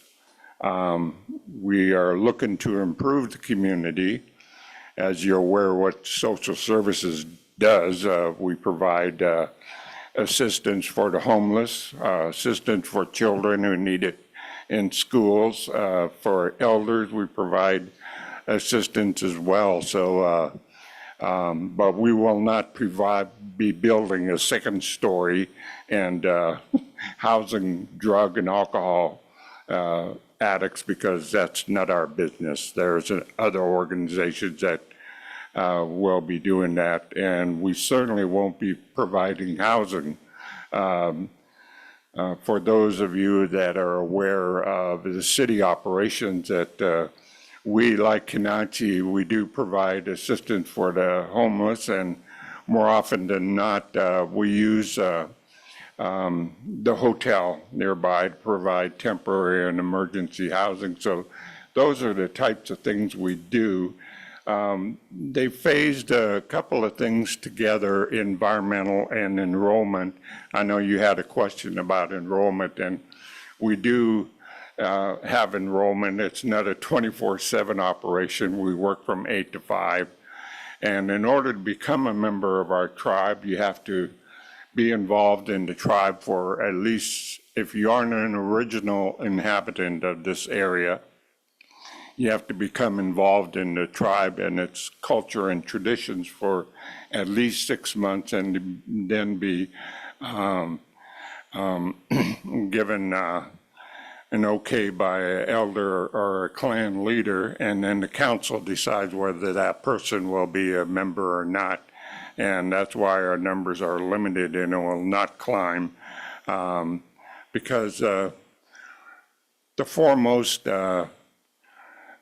policy and constitution of our tribal membership is one based on respect, and one based on acknowledging our traditions and our culture as well. So that's all surrounding that. And our foundation, of course, is respect, whether we deal with elders and children, and we raise our children to be respectful. And some of you may know, if you're involved in the city operations as well, one of the services that we do every summer is we hire kids who need employment. And one of the things that we've done in the past and we will continue to do is do volunteering in the community. We painted, what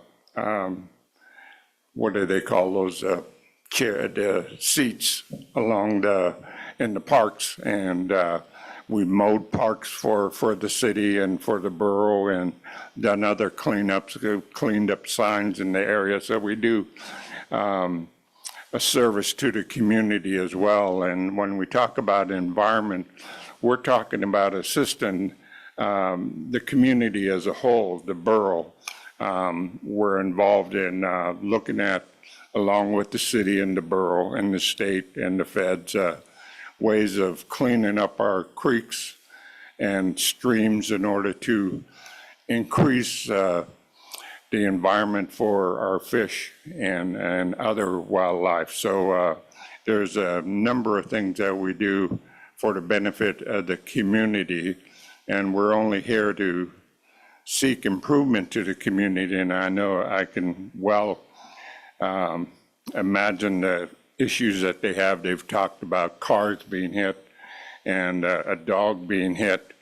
And I think the first night we had a meeting, the attorney came in and said his kids were getting ticketed for racing four-wheelers up and down the road.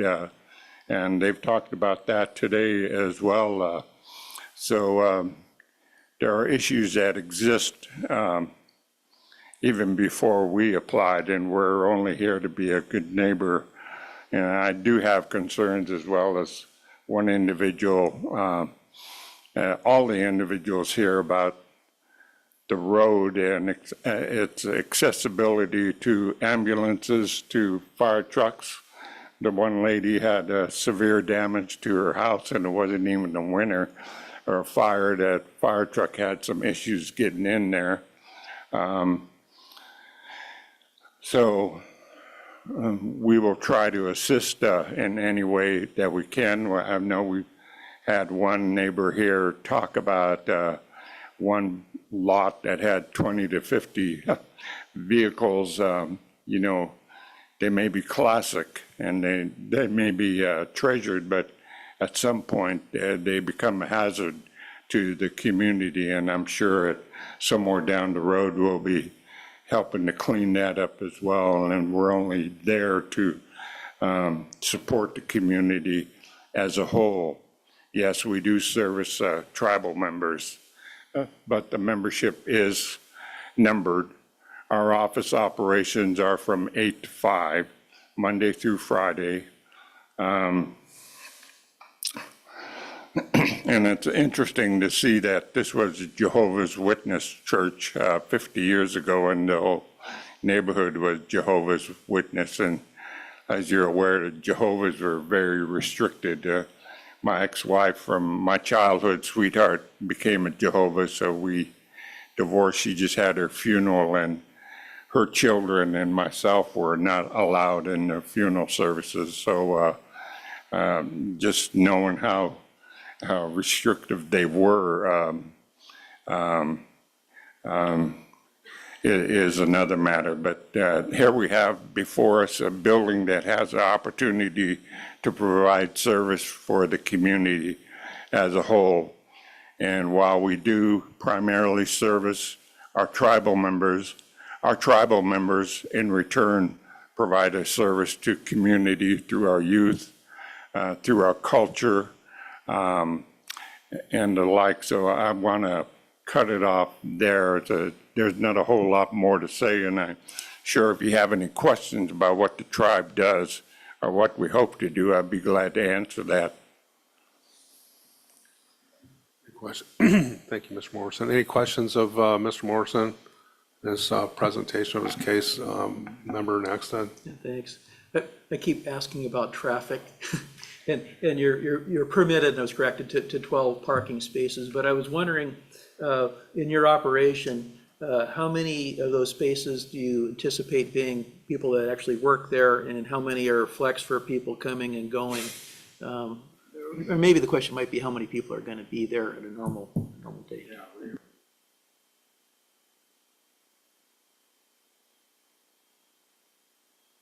Could you turn on your Could you turn microwave? your mic back on, please? Thank you. Sorry.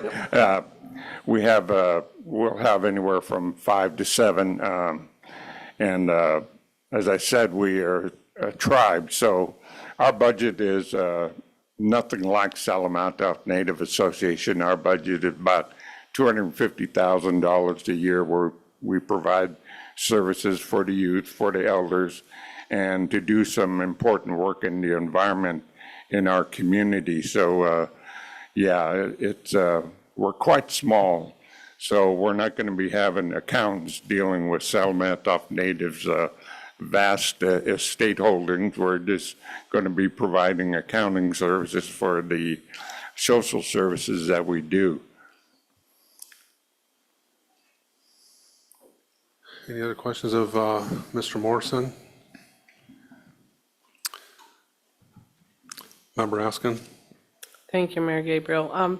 It was stated in the application that there's a plan to expand, possibly to put up a building for like sports events and that kind of thing. Would that extend your hours of operation?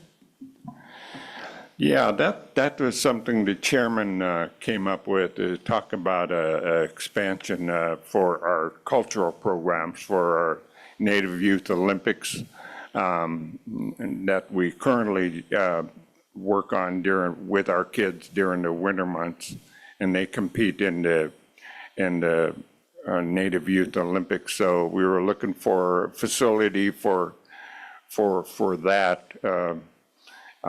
Something along a small gymnasium. But that's not to say that it's going to be there. It's just that, it's a pretty large acreage. The parking lot itself is able to hold 30 cars at one time. So it's certainly not in black and white. Let me say that. So that's something that we hold those training and workshops with our youth in other facilities, and that will continue on for a few years until we get to the point where we want to build a gym there. We will be doing it with plans of informing the community and the like, and look to other ways to involve the community in our work. Thank you. Further questions of Mr. Morrison? Member Daniel? Thank you, Mayor Gabriel. So my understanding right now is that this is a professional office of 8. We open from 8 to 5, Monday through Friday, with 5 to 7 staff members. Is that the understanding? And what exactly are you going to be doing there? I've heard different things of enrollment and accounting, and is it just office functions at this time? Is that what we're looking at? Yeah, it will be office function. We do have, like I said, currently we have social services, and many of our, our social services is outreach. We do have elders that we like to go out and look at their environment to see what kind of assistance that they need. Many cases it's health related. Sometimes it's so we like to go out and interview them in their environment. So that's not to say we won't have clients coming in, because we do. But so we have environmental specialists that goes out into the community. She can't be testing and working on stream and wetlands and forest issues in our office, so she has to go out into the field to do that. And we're looking at everything from the forest fires that we've had here and the streams in order to improve the streams and the habitat for the salmon, trout, and other fish, as well as wetlands, because we do have other native resources, such as native plants for use for eating and for health use as well. Follow, if I may, Mayor Gabriel. Okay, so I guess the question for me is why this particular location out of another location? It sounds like there might be other places you've operated out of. Yeah, as you're aware, Salamantoff Native is in the business of making money, so their property is not exactly aligned with the needs of the Salamantoff tribe, which provides social services.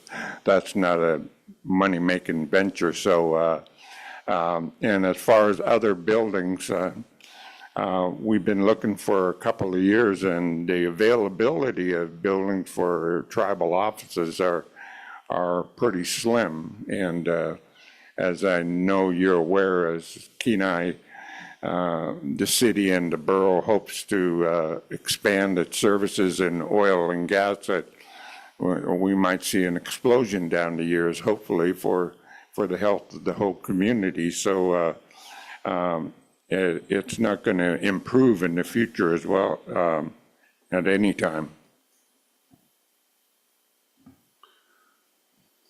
Further questions of Mr. Morrison?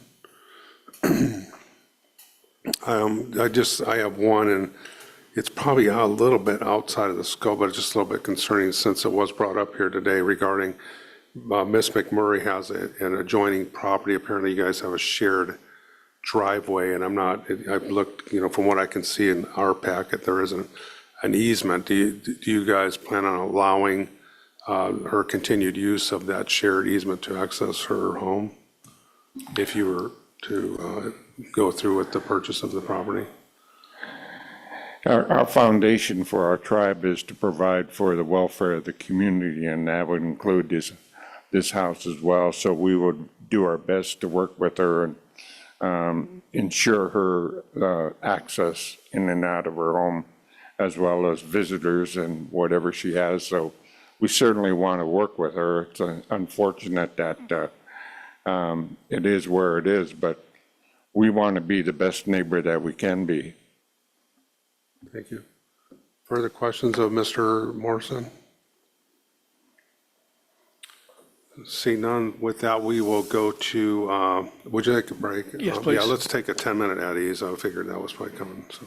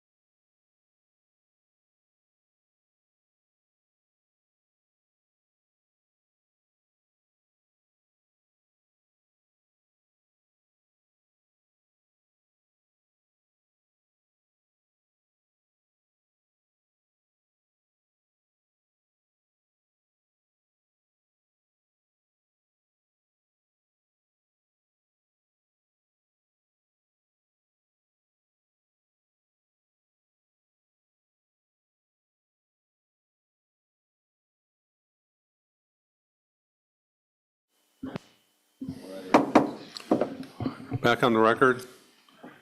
And where we left off was Mr. Morrison had just wrapped up his presentation for the appellee. So that brings us to appellant rebuttal. So Ms. Carlisle, you have 10 minutes to rebut the presentation of Salamanoff Native Association Incorporated. Okay, thank you. I was just looking at the census, the US Census. You said that there wasn't 1,189 members, but this is according to Google, the US Census Bureau. And so I would think it's pretty correct.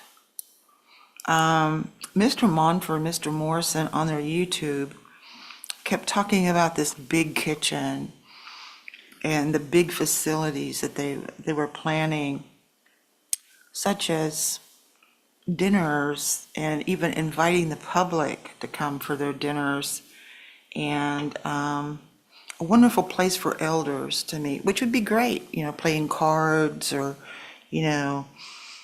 swapping stories about your heritage. But I was just kind of concerned about this cooking for meals for people, public, and then they brought up the homeless. Both of them, each of them talked about the homeless and how they'd like to help them. And also about this building, as far as the office goes, he said there would be people living there on a regular basis. 2 people would be there for intake, and that they could, so there is going to be people living there besides it just being an executive office. Also, I was brought to my attention that there's 2 Salamantoff divisions. There's one that Salamantoff Native Association, and there's the Salamantoff Tribe. And they're kind of like split into 2 different things. The Salamantoff Native Association, as he admitted, is the one that makes money. They're the business end. And they can give to the Salamantoff Tribe. It's kind of like having a rich uncle if you need monies. And I just was wondering about so many empty places in town due to the economic, that they couldn't find another place to put these executive buildings. They've been at 230 Main Street in Kenai for quite a while. And looks like they could get something closer than Kiana. That's my questions.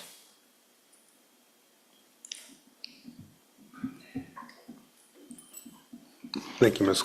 Carlisle. And essentially, it's I think the rebuttal is just sort of challenging that anything that Mr. Morrison presented, that he doesn't necessarily have to respond to that specifically, but could obviously if he wanted to. So with that, we'll go to the appellee rebuttal. Mr. Morrison.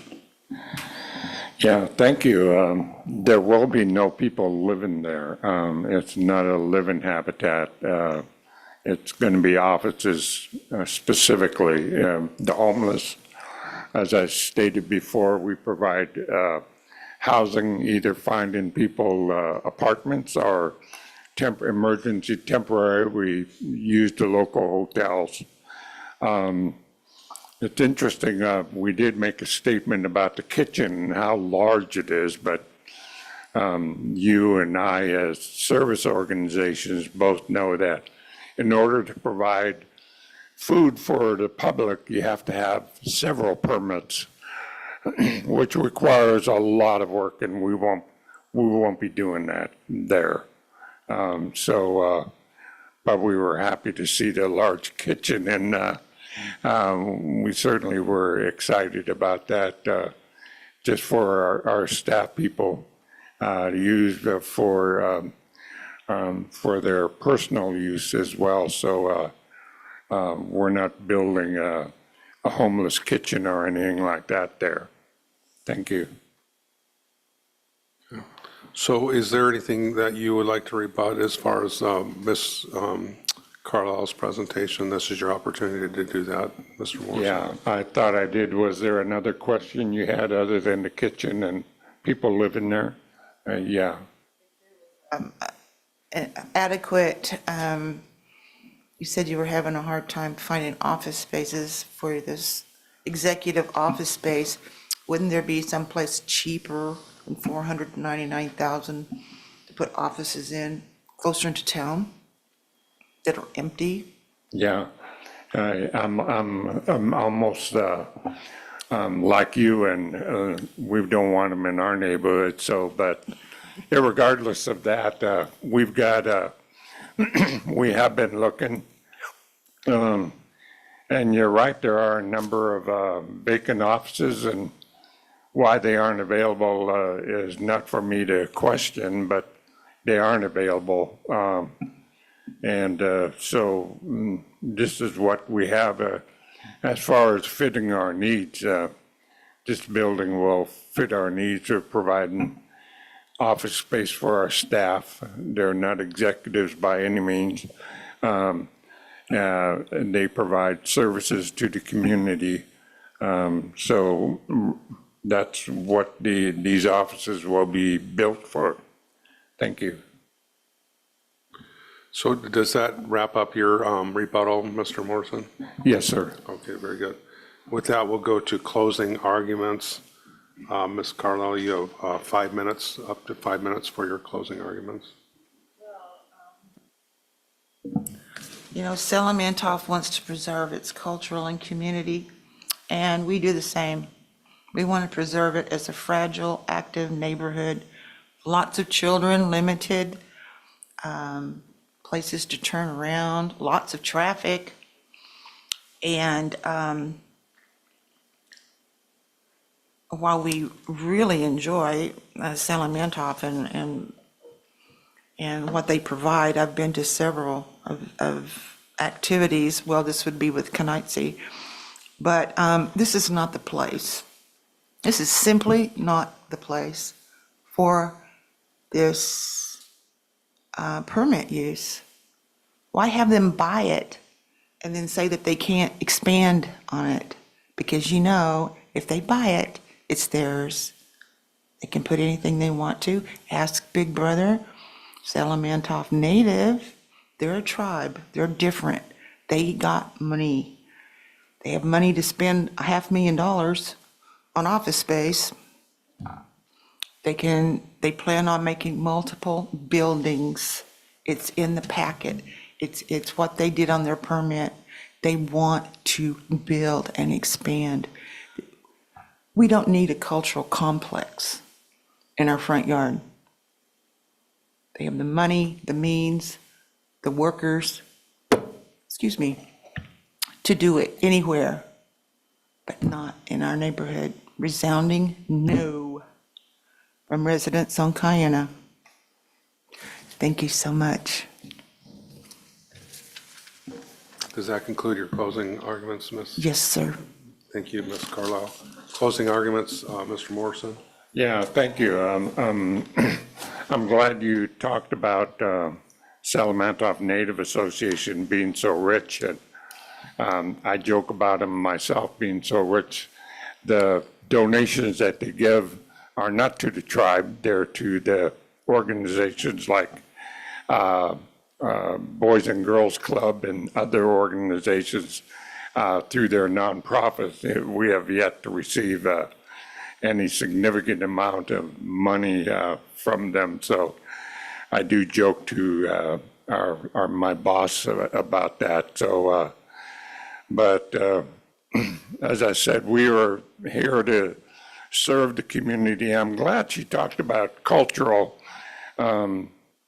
services because we've had discussions with the visitor center, and they're very interested in having a significant building built in the future that a good portion of it will be directed toward the culture of the region. And when they talk about culture, we talk about the native culture, which is very rich. And we're looking to work with them on developing a cultural wing that honors our history of the native people in this region. Thank you. Thank you. Does that conclude your closing arguments, Ms.? Yes, that concludes my arguments. Thank you. So at this point, we will adjourn into adjudicatory session. And at that time, we can work with our attorney to come up with a ruling today, or we have, it could be deferred. We have up to 30 days to issue a ruling on this matter. So with that, I would entertain a motion to adjourn into adjudicatory session from the body. Member Naxton. Thank you. I move to enter into adjudicative session for deliberations with the city attorney present. That's second. Discussion on the motion? Ask for unanimous. Unanimous consent was requested. Is there any objection? Seeing none, we will adjourn into adjudicatory session. I'd like to take this time to thank everybody for being here, to participating in the process, and you will be made aware of our decision once that comes through. Mr. Brown?